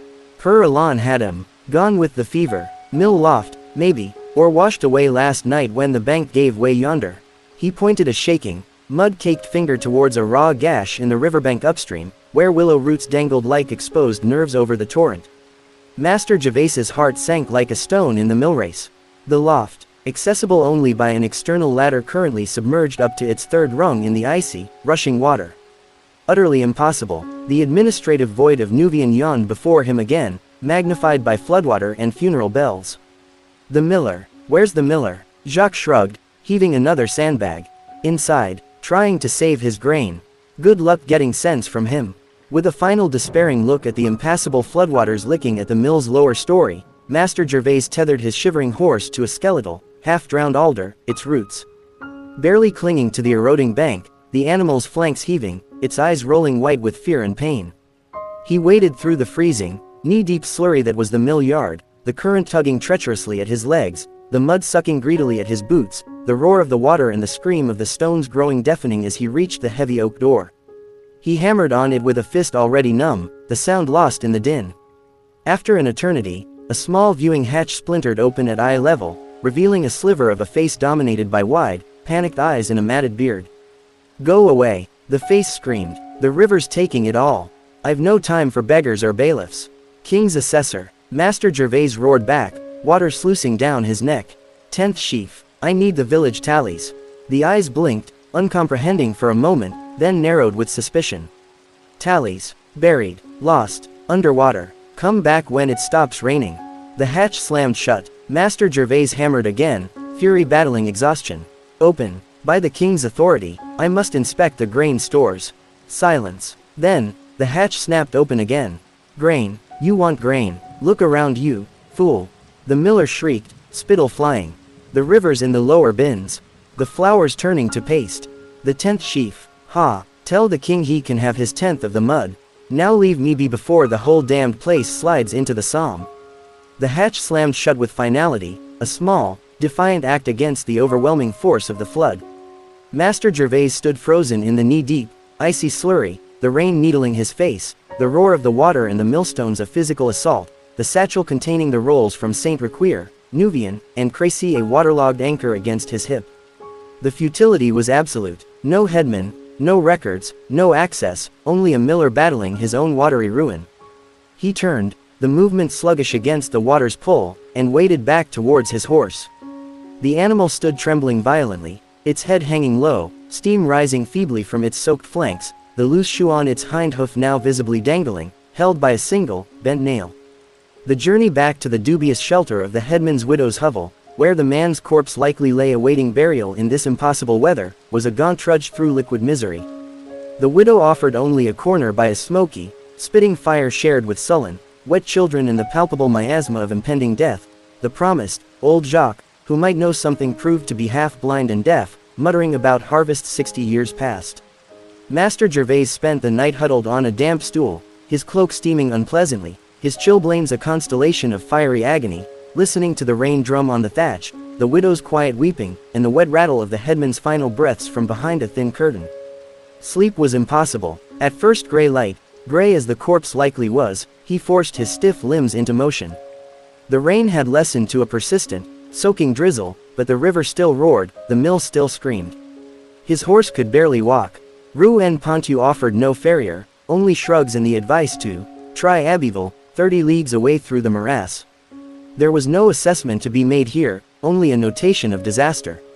On a scrap of vellum partially protected by oiled cloth within his satchel, Master Gervais inscribed, with fingers clumsy with cold and pain, Rue en Ponthieu, Anno Domini 1348. Headman deceased. Records lost to flood. Mill partially inundated. Grain stores compromised unquantifiable. Levy assessment impossible pending abatement of floodwaters and appointment of new headman. Provisional estimate. Negligible. He didn't bother sanding it, the damp air would do that. He secured it with a frayed thread. Mounting the horse was torture for both man and beast. The animal whinnied in pain as weight settled on the damaged hoof, the loose shoe gouging the mud. Their departure from Rue was a slow, limping crucifixion, watched by no one, the village receding into the drizzle like a half-drowned memory. The track north towards Hesdin, the next hamlet on his cursed itinerary, was a river of ochre mud deeper and more viscous than before, the drizzle soaking through his already saturated layers, the horse's progress measured in agonized, lurching steps, each scrape of the failing shoe against stone a nail in the coffin of hope. The satchel slapped wetly against his thigh with every lurch, the rolls within, the meticulously argued 15.67 centiers of Saint Requier, the guest at Scrawl of Nuvian, the caveat-laden 18.3 centiers of Crécy, and now the damp, despairing scrap from Rue, felt less like records and more like tombstones for his own vitality. The weight of the king's 10th sheaf, the relentless gray sky, the sucking mud, the screaming chilblains, the dying horse, and the ceaseless, maddening drip, drip, drip, from the brim of his hood onto his numb hands merged into a single, crushing reality. The administrative machinery of the realm was rusting to a halt in the drowned fields of Ponthieu, its cogs clogged with mud and futility, its petty functionary reduced to a shivering, pain-racked automaton trudging towards the next inevitable failure in Hesdin, the only rhythm left the scrape of iron on stone and the eternal, indifferent dripping of the rain. Chapter 10. The empty hearth of Hesdin l'Abbaye and the loose shoe's final scrape. The death throes of the horse began subtly, a deepening stumble where the loose shoe struck stone, a shudder that ran through its frame more violently than before, a low, guttural groan escaping its flared nostrils that had nothing to do with the exertion of pulling a hoof from the clinging mud. Master Gervais felt it through the saddle, a tremor of final weakness vibrating up his own spine, a counterpoint to the burning constellation of his chilblains and the sodden, icy weight of his cloak. Hesdin l'Abbaye, the next name on the damp, disintegrating itinerary scrap clutched in his numb hand, shimmered like a fever dream through the relentless, gray drizzle, a cluster of darker smudges against the dun landscape, huddled around the distinctive, squat tower of an abbey grange, its outline blurred by rain and distance, a potential haven that felt cruelly distant as the horse faltered again, its head jerking down violently, its forelegs buckling momentarily before it lurched forward with a desperate, wheezing snort. 5 leagues became 4, then 3, measured not in distance but in the horse's diminishing spirit and the increasing frequency of its groans. The scrape of the failing shoe became a ragged, metallic shriek that cut through the drumming rain, a sound that scraped Master Gervais's nerves raw. He dismounted near a skeletal, lightning-blasted oak, its blackened limbs pointing accusingly at the weeping sky, unable to bear the animal's agony transmitted through the saddle. Leading it was scarcely better, the horse's weight leaning heavily against him, its breath hot and labored on his neck, its flanks heaving like bellows, the mud sucking at both their feet with viscous indifference. The final league to Hesdin was a descent into pure, animal misery, a slow-motion collapse punctuated by the horse's increasingly frequent stops, trembling uncontrollably, its eyes rolling back in its head, the whites stark against the mud-caked brown, until, a mere 200 yards from the first outlying byre of the village, the beast simply stopped. It planted its 3 sound hooves deep in the mire, lowered its head almost to the ground, and emitted a long, shuddering sigh that seemed to expel its very soul into the damp air. Its legs quivered, then locked rigid. Master Gervais tugged weakly at the reins, a futile gesture met with utter, stony immobility. The horse was done, finished. Its great heart, strained beyond endurance by mud, cold, rain, and the torment of the loose shoe, had simply ceased to drive it forward. It stood like a sodden, mud-sculpted monument to futility, steam no longer rising from its flanks barely moving, its eyes dull and fixed on some point in the middle distance beyond the veil of rain, the ragged, broken shoe on its hind hoof the final, pathetic emblem of their shared journey. Master Gervais stood beside it, water streaming down his face, mingling with the rain, the satchel of damp vellum rolls a leaden weight against his hip, the chill of failure colder than the wind. He could not move the beast. He could not leave it. He stood in the mire, the drizzle hissing around him, the only sound the horse's shallow, rattling breaths and the eternal, maddening drip, drip, drip, from the brim of his hood onto the muddy reins clutched in his numb, chilblained hand. Time stretched, elastic and meaningless, bound by the rhythm of the dying horse's struggle in the falling rain. Eventually, figures emerged from the nearest byre, 2 boys wrapped in sacking, drawn by the strange tableau. They stared, wide-eyed, at the mud-plastered man and the dying horse. "Help," Master Gervais croaked, the word barely audible. "Help me move it, or fetch the headman." The boys exchanged glances, then one turned and ran back towards the village. The other stayed, watching silently. The horse took one last, shuddering breath, a sound like wet cloth tearing, and then its head sank lower, its legs folding slowly beneath it, collapsing into the mud with a soft, final sigh. It lay on its side, its flanks still, the rain washing rivulets through the mud on its coat, the loose shoe, grotesquely prominent now, pointing skyward like a rusty accusation. Master Gervais sank to his knees beside it, not in grief, but in utter, bone-deep exhaustion, the cold mud soaking through his hose, the satchel slipping into the mire. The surviving boy pointed towards the village. Headman's house, by the abbey gate, but, he trailed off, his young face suddenly uneasy. Master Gervais hauled himself upright, leaving the horse's carcass to the rain and the crows already circling hopefully overhead. He trudged towards Hesdin l'Abbaye, his own steps a painful parody of the horse's final limp, the mud sucking at his boots with renewed hunger. The village felt wrong, eerily quiet beneath the drumming rain. No smoke rose from most chimneys. Doors hung open, swinging slightly in the wind. The stench hit him before he reached the headman's dwelling near the abbey's high stone wall, a thick, sweetish, cloying smell of decay underlying the usual wood smoke and damp earth, a smell he hadn't encountered since the Charnel pits near Calais years ago. The headman's door stood ajar.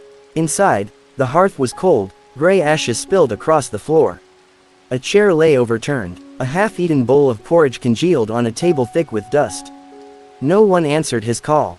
He backed out, the smell clinging to his clothes. Further down the single street, a low, rhythmic sound reached him, a scraping, dragging noise. He followed it to the small churchyard. A man, his face gray and drawn, eyes hollow with exhaustion, was digging. Not a grave, but a trench. A long, shallow trench. Nearby, wrapped in stained, ragged shrouds, lay three still forms on a crude cart. The digger paused, leaning on his spade. His breath rasping, he saw Master Gervais and made a warning sign with his muddy hand. "Keep back, the great mortality is upon us. Gone, all gone, or fled, or dying." His voice was a harsh whisper. "The headman?" Master Gervais asked, though he knew the answer. The man gestured vaguely towards the trench. "Yesterday, or the day before, his wife and babe this morning. Per diem too. I dig, until I cannot." He bent back to his grim task, the scrape of the spade biting into the wet earth the only sound besides the rain and the distant, frantic cawing of crows. Master Gervais stood frozen. The 10th sheaf, the records, the assessment, meaningless, crumbling like dust in the face of the great mortality. The meticulously argued figures from Crécy, the desperate guesses of Nuvian, the caveats of Saint Requier, the damp scrap of Ruse despair, they were scraps of parchment in a drowned world. The administrative machinery was not just rusted, it was buried. He turned away from the gravedigger, from the shrouded cart, from the silent, open door of the headman's house. He walked back through the empty village, past the cold hearths and the hanging doors, the stench of decay a palpable presence. He passed the abbey grange, its great gates were barred, no sign of life within. He reached the edge of Hesdin l'Abbaye, where the track dissolved back into the endless mud of Ponthieu. He looked back. The village huddled under the gray sky, silent but for the rain and the distant scrape of the spade. His horse lay where it had fallen, a dark mound already being claimed by the mud and the weather. The satchel hung heavy at his side, its contents worthless. There was no next village, no next levy, only the long walk back to Abbeville, through the mud, under the rain, carrying news not of grain, but of vacancy and death. He took a step, then another, his boots making a thick, sucking sound in the mire.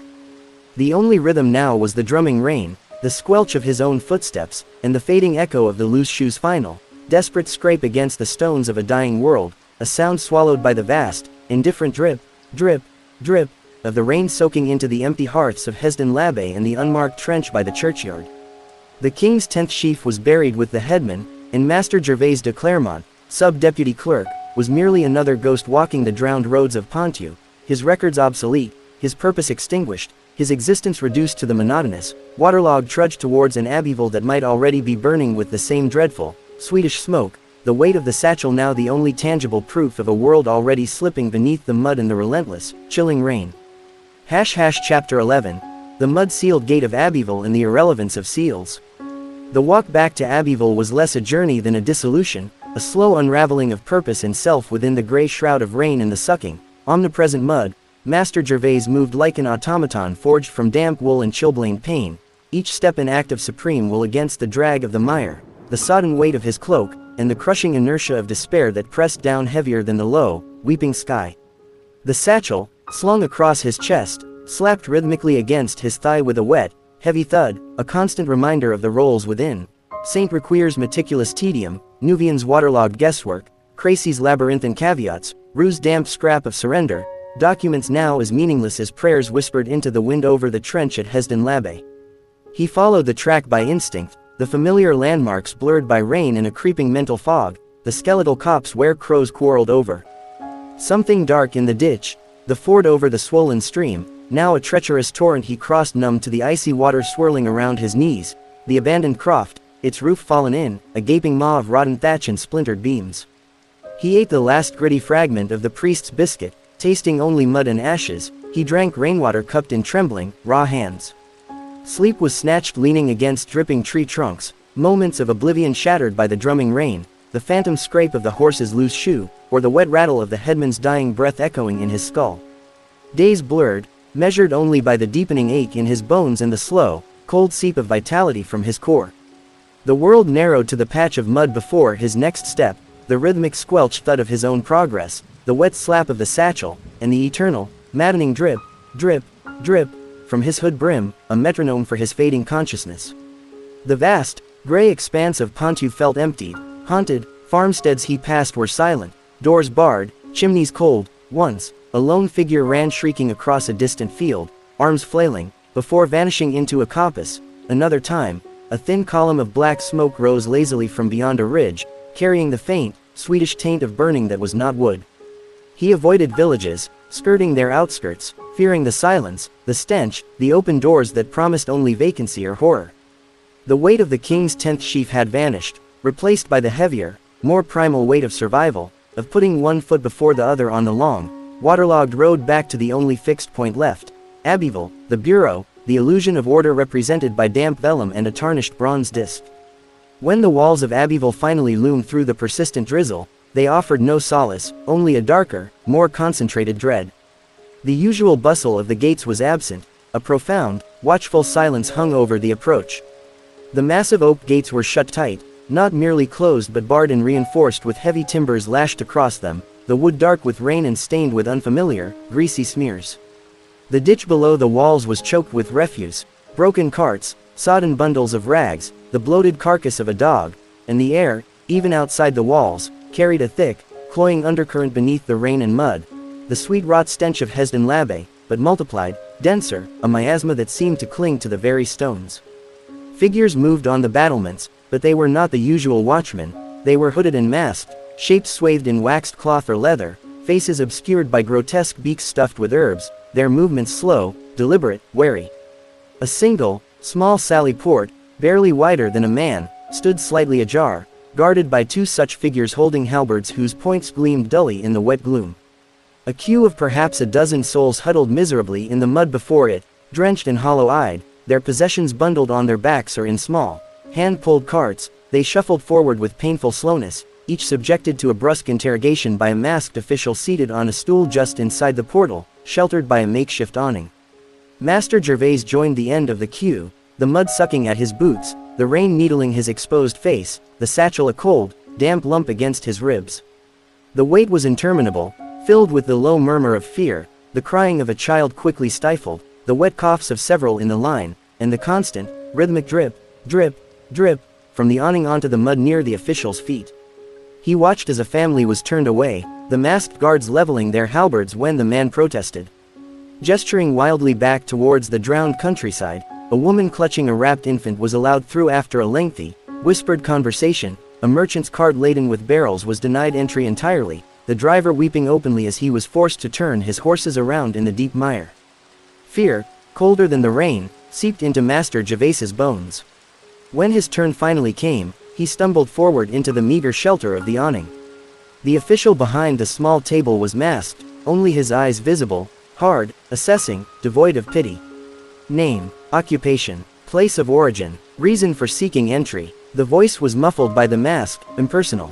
Gervais de Clermont, Sub-Deputy Clerk, Bureau of Extraordinary Revenues, Northern Provinces. Returning from field assessment in the villages, Saint-Requier, Nouvion, Crécy, Roux, Hesdin. He fumbled with numb fingers for the satchel, pulling out the damp oilskin packet containing his commission and the bureau seal. I bear the levy rolls. The official didn't even look at the documents. His masked gaze swept over Master Gervais's mud-caked, rain-sodden form, lingering on the chilblained hands, the hollow cheeks, the fever brightness he couldn't see in his own eyes. Symptoms. The voice rasped. Symptoms. Master Gervais echoed, confused. The tokens. The buboes. The bloody flux. The spitting of blood. The fever sweats. Each word was a hammer blow. Master Gervais shook his head mutely. No symptoms. Only fatigue. The journey. The official's eyes narrowed. He pointed a gloved finger towards Master Gervais's neck. That mark. On your neck. Master Gervais raised a trembling hand, touching a spot below his ear he hadn't noticed, a small, raised lump, tender, probably an insect bite inflamed by mud and damp. It's nothing. A bite. From days ago. The official leaned back slightly. The bureau, he stated flatly, is closed. Sealed by order of the seneschal. Plague quarantine. No one enters without express permission of the Health Commission. You have no permission. You come from infected villages. You bear a mark. He gestured dismissively towards the rain-lashed landscape behind Master Gervais. Turn back. Find shelter elsewhere. Or wait. Master Gervais choked out. For what? For the pestilence to pass. Or for God's mercy. The official turned his attention to the next shivering soul in the line. A guard stepped forward, halberd held horizontally, blocking the sally port. The message was clear. Master Gervais stood frozen for a moment, the rain plastering his hair to his skull, the cold finally penetrating to his core. The bureau was closed. The rolls were irrelevant. The seal was worthless. The meticulous world of assessments, setiers, commutations, and boundary disputes had vanished, swallowed by the great mortality as completely as Hesdin l'Abbé. He was not a functionary returning with records. He was merely another plague-tainted refugee, bearing the invisible stigmata of the dying countryside, marked by a bite on his neck and the despair in his eyes. The satchel slipped from his numb fingers, landing with a soft, wet thud in the mud at his feet. He didn't retrieve it. He turned slowly, away from the barred gate, away from the masked figures, away from the illusion of Abbeville. He walked back into the rain, past the huddled queue, their eyes averted, back onto the muddy track that led nowhere. The weight was gone, replaced by a terrifying lightness, a hollow void. He walked without purpose, directionless, the rhythm of his steps the only anchor. Squelch, thud, squelch, thud. The satchel lay abandoned at the gate, its precious cargo of vellum slowly dissolving into the ochre mire, the bronze seal sinking beneath the surface, a final, insignificant plink lost in the drumming rain and the vast, indifferent drip, drip, drip, from the awning above the masked official who had already forgotten his face, the records merging with the mud of Ponthieu, the administrative machinery finally, utterly, silenced. Master Gervais de Clermont walked on, a ghost on a drowned road, his only possession the memory of a loose shoe scraping on stone, a sound fading into the gray silence of a world undone. Chapter 12. The horse's eye and the weight of rain. The mud ceased to be an adversary, it became a destination. Master Gervais de Clermont did not so much fall as allow the saturated ground to claim him, his legs folding not with a collapse but with a slow, inevitable subsidence, like a waterlogged timber finally yielding to rot. His cheek pressed into the cool, viscous ooze beside the track, the rain needling his exposed ear, the world reduced to a narrow vista of trampled ruts filled with ochre water and the towering, rain-blurred stalks of dead thistles leaning drunkenly against the ditch bank. His breath fogged weakly before his face, a small, transient warmth instantly swallowed by the chill air. The effort required to lift his head, to seek shelter, to even think of rising, was a mountain too vast. The weight was gone, the satchel, the rolls, the seal, the king's due, the very concept of purpose, shed like a sodden cloak at Abbeville's barred gate. Only the rain remained, and the mud, and the cold, and the profound, hollow exhaustion that was less a feeling and more the cessation of all others. He watched a single drop of rain strike the surface of a puddle inches from his eye. It created a perfect, momentary crater, a miniature well that instantly collapsed inwards as the water rushed to fill it, sending out a series of perfectly concentric ripples that widened, weakened, and vanished against the muddy margins. Plink. Another drop struck nearby. Plop. A heavier one. The rhythm was irregular, yet constant. Drip. Plop. Plink. He traced the path of a rivulet forming beside his hand, carrying tiny particles of silt-like miniature, doomed rafts towards the deeper flow in the track's rut. The cold seeped deeper, a numbness that began in his extremities and crept inwards, dulling the fierce burn of the chilblains, muting the ache in his bones. It wasn't unpleasant. It was simply cessation. The frantic scrabbling of thought, the next village, the lost horse, the mildewed oats, the sealed bureau, stilled. There was only the rain, the mud, the cold, and the slow, steady beat of his own heart, a sound felt more than heard, thudding dully against the earth. Time lost its meaning. Was it minutes? Hours? The gray light didn't change, the rain didn't stop. He became aware of movement nearby.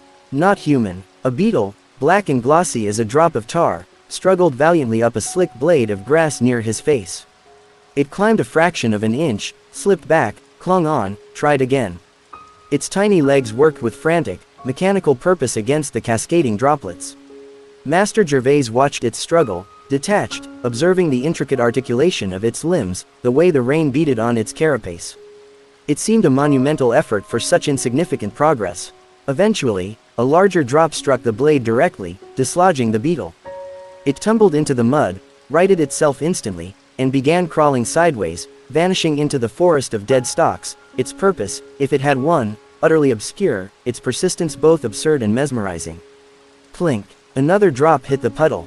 A heavier presence displaced the air. He shifted his gaze, the movement requiring immense effort, his neck stiff and cold. A crow had landed a few feet away, its feathers sleek and wet, black as the beetle but infinitely larger. It tilted its head, one bright, obsidian eye fixed on him. Not on him, perhaps, but on the shape in the mud. It hopped closer, cautiously, its talons sinking slightly into the soft earth. It cocked its head again, assessing.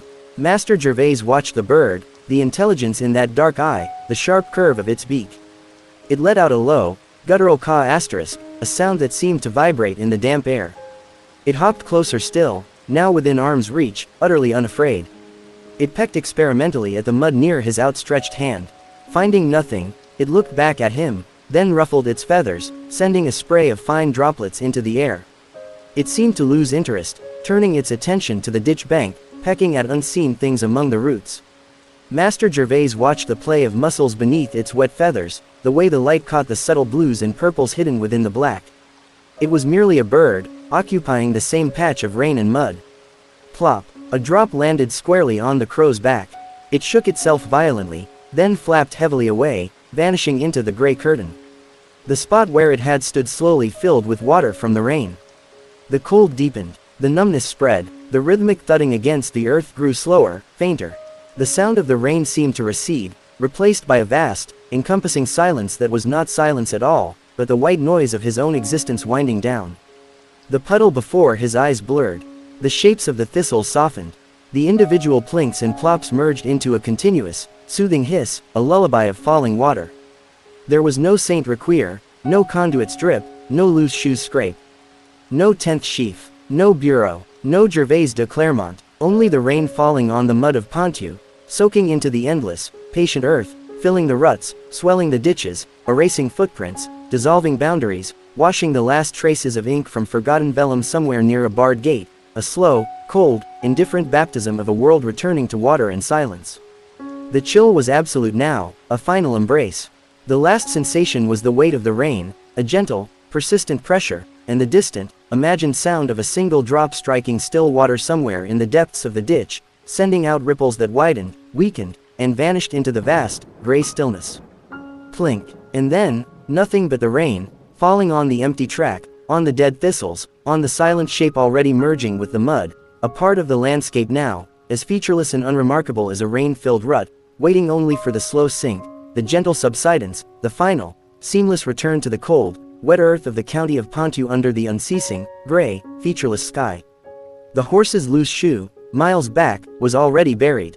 The seal was sinking. The rolls were pulp. The rain fell, and somewhere, deep in the mud, a tiny black beetle crawled onwards, oblivious. Chapter 13. The slow sink and the crow's return. Time, unmarked by sun or stars under the low bruised bowl of the sky, became the measure of saturation and decay. The rain fell not in drops but in a continuous, murmuring veil, softening the sharp edges of the world, blurring the ditch bank, dissolving the corpse of the horse further down the track into a dark, amorphous stain, being patiently reclaimed by the mud, and working upon the shape that had been Master Gervais de Clermont with the same indifferent persistence. The cold rain soaked deeper into the wool of his cloak, the linen of his tunic, the very fibers of his being, leaching the residual warmth until his flesh was no different in temperature from the earth that cradled it. The chilblains ceased there. Burning protest, the ache in his bones quieted, not healed but silenced by the profound stillness settling over him like the finest silt carried by the rivulets forming around his still form. His face, half submerged in the ochre slurry, was a pale island slowly eroding. The rain smoothed the lines of weariness etched by bureaucracy and muddy leagues, filled the hollows beneath his eyes and cheekbones with muddy water, and matted his hair into dark, stringy weeds plastered against his scalp. His open eye, fixed on the puddle inches away, saw nothing, the pupil wide and dark as the mud itself, reflecting only the endless gray above and the fleeting, distorted ripple of a falling raindrop. Plink. The puddle deepened, encroaching, its surface a shifting mosaic of gray sky and the dark reflection of thistle stalks. Small particles of soil, dislodged by the relentless impact of water, slid down the slight incline of the track towards his hand, the one stretched out as if reaching for the abandoned satchel miles away at Abbeville's gate. The fingers, once cramped from clutching a quill, were pale and swollen, the chilblained knuckles disappearing beneath a thin film of silt. Insects, emboldened by stillness and the softening rain, explored the territory. A line of ants, diverted by the unexpected obstacle, marched across the back of his numb hand, their tiny feet tickling nothing, while a water beetle, sleek and armored, navigated the new pond forming in the depression near his shoulder. The crow returned. It landed not on the track itself, wary of the deepening mire, but on the skeletal branch of a lightning-blasted hawthorn leaning over the ditch. It preened a wet wing, its sharp beak working through rain-darkened feathers, one bright, black eye fixed not on the still shape below, but scanning the wider, sodden expanse, ever watchful for easier carrion or disturbed grubs. It let out a series of low, guttural clicks, conversational, unconcerned. After a time, it flapped heavily down to the ditch bank closer to the horse's remains, hopping with deliberate steps, its head cocked, investigating the richer feast beginning to molder beneath the rain's patient dissolution. The shape that had been the clerk was less interesting. It offered no movement, no easy access, only the slow promise of integration. The rain worked its alchemy. The wool of his cloak drank deeply, becoming impossibly heavy, pressing him deeper into the yielding earth. The water pooling around him found seams and weaknesses, seeping into his clothing, carrying minute grains of soil into the weave, under his collar, into the folds of fabric at his elbows and knees. His body, no longer resisting, began a slow, inevitable subsidence. The mud, fluid at the surface, firmer beneath, accepted the weight. His cheek sank a fraction deeper into the ooze, the cold kiss of the earth claiming more of his face. The hand outstretched towards the vanished satchel slowly disappeared beneath the rising, silt-laden water filling the rut, fingers vanishing last, like sinking roots. The rhythm of the rain was the only sound now, a vast, whispering shush that filled the air, punctuated by the occasional heavier plonk from a water-laden leaf overhead or the distant, fading caw of the crow now busy elsewhere. The puddle before his unseeing eye merged with the water flooding the track, erasing the small, contained world he had watched. The reflection vanished, replaced by the churning, muddy surface of the miniature river the track had become. The cold was absolute, a complete merging, the boundary between flesh and earth dissolving as surely as ink on wet vellum. The weight of the king's 10th sheaf, the intricate dance of assessment, the bronze seal's authority, the very memory of Abbeville's bustling courtyard, all were grains of silt now, carried away by the endless rain, sinking into the vast, indifferent mud of Ponthieu. There was no journey's end, only this slow sink, this silent dissolution, this patient return to the elements that had birthed and broken him. The rain fell, the mud deepened, the shape became less distinct, a gentle mound in the track, then merely a darker patch of waterlogged earth, a slight irregularity soon smoothed by the flow of water and the relentless, drumming rhythm of the downpour.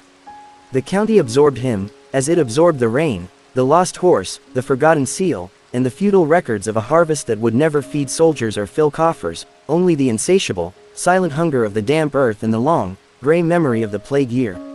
The crow, sated for a moment, lifted heavily into the air, a black smudge against the lowering cloud, its flight silent, leaving only the sound of the rain falling on mud, on water, on the empty track, and on the quiet, sunken place where a clerk named Gervais de Clermont had finally ceased his figuring.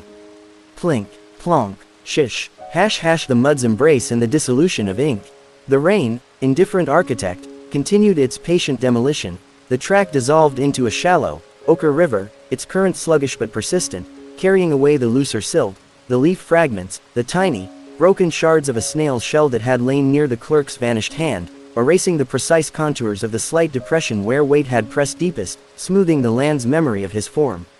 The water swirled where his cheek had lain, carrying microscopic particles of skin, flecks of wool from his cloak, a single strand of dark hair snagged on a root, insignificant relics borne away towards the ditch, then the stream, then the Somme, and finally the gray, churning sea.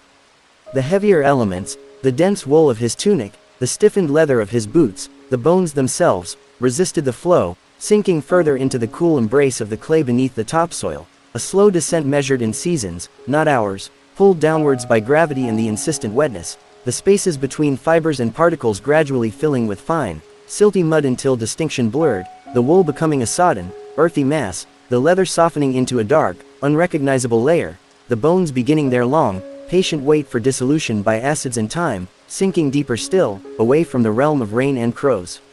The crow, having stripped the easier pickings from the horse carcass, did return once to the clerk's resting place, landing on a higher, drier hummock, cocking its head at the featureless patch of mud now indistinguishable from the rest of the flooded track. It saw nothing of interest, no shape, no movement, no gleam. It uttered a short, dismissive croak, a commentary on the emptiness, and launched itself back into the low, rain-heavy sky, its wings beating thickly towards the promise of fresher decay elsewhere. The ditch bank teemed with smaller, unseen life, earthworms churning the saturated soil, nematodes navigating water-filled pore spaces, fungi sending out pale, thread-like hyphae to feast on the slow breakdown of organic matter, the cloak's wool, the leather's tannins, the complex molecules of flesh, a hidden, vital industry of decomposition working in the cool, wet dark, recycling the substance of Gervais de Clermont into the very fabric of Ponthieu's soil, particle by particle, molecule by molecule. The rain drummed on the water's surface, plink, plock, the rhythm unchanging, the only constant in the slow erasure. Miles away, at the base of Abbeville's barred gate, the satchel lay partially submerged in the churned mire of the approach. The oiled cloth wrapping had failed, muddy water seeped into the interior, finding the precious vellum rolls. The ink, painstakingly applied in smoky rooms and damp churches, began to bleed. Saint Requier's 15.67 centimeters smudged into a gray-blue cloud, Nuvian's desperate estimates dissolved into illegible streaks, Cracy's caveats and Per Bernard's meticulous justifications blurred into a single, murky wash, Ruse despairing, negligible, vanished entirely. The water loosened the animal glue binding the fibers, the vellum itself beginning to swell, to soften, to delaminate. The bronze seal, wrapped within its oiled cloth but trapped against the dissolving leather of the satchel, sank slowly, its weight pulling it deeper into the mud, the tarnished disc bearing the fleur-de-lis pressing downwards until it was entirely submerged, the oiled cloth sodden, the metal beginning its own slow conversation with the damp earth, a conversation of verdigris and corrosion that would take years, decades, but was now irrevocably begun. Inside Abbeville, behind the sealed gates, the Bureau of Extraordinary Revenues was indeed silent, shrouded in the sweet rot stench of plague and fear. The seneschal's order was a scrap of parchment itself, untouched by the assessor's hand, the complex machinery of levy, assessment, and revenue collection ground to a halt, choked by mortality and terror. The king's wars, the pretender across the narrow sea, the need for the 10th sheaf, these were abstractions drowned out by the screams from the pest houses, the ceaseless tolling of the death cart bell, the crackle of fires burning contaminated bedding. The meticulously recorded figures dissolving in the mud outside the gate were irrelevant, forgotten before they were fully lost. The rain fell on Abbeville's slate roofs, gurgled in its overflowing gutters, pooled in its deserted market square, washed the filth from the plague-tainted streets towards the same river that carried the silt from the track, the microscopic particles of the clerk, the dissolved ink of his records. It fell on the empty fields of Saint Requier, where Enguerrand Leboeuf likely coughed blood into his hearth ashes, on the flooded ruins of Ruse Mill, where the river gnawed relentlessly at the foundations, on the silent, scarred church at Crécy, where Per Bernard perhaps tallied mortality lists in his ledgers instead of grain, on the long, shallow trench at Hesdin l'Abbé, slowly collapsing under the downpour. It fell on the place where the horse had died, reducing it to scattered bones and a matted, muddy hide, on the spot where the crow had landed, on the ditch where the beetle crawled, and on the smooth, unremarkable patch of mud on the track where the last physical trace of Master Gervais de Clermont had vanished. There was no marker, no memory in the land beyond the slow, deep sink of his components, the silent feast of the soil. The county endured, sodden and waiting, its history written not on vellum, but in layers of mud, in the patient flow of water, in the silent, relentless work of decay under the perpetual, drumming rhythm of the rain, plink, plock, shish, the only epitaph for a clerk, a horse, a seal, and the irrelevance of the king's due in the drowned, dying world of Ponthieu. The gray sky pressed down, seamless and eternal, and the mud held its silence.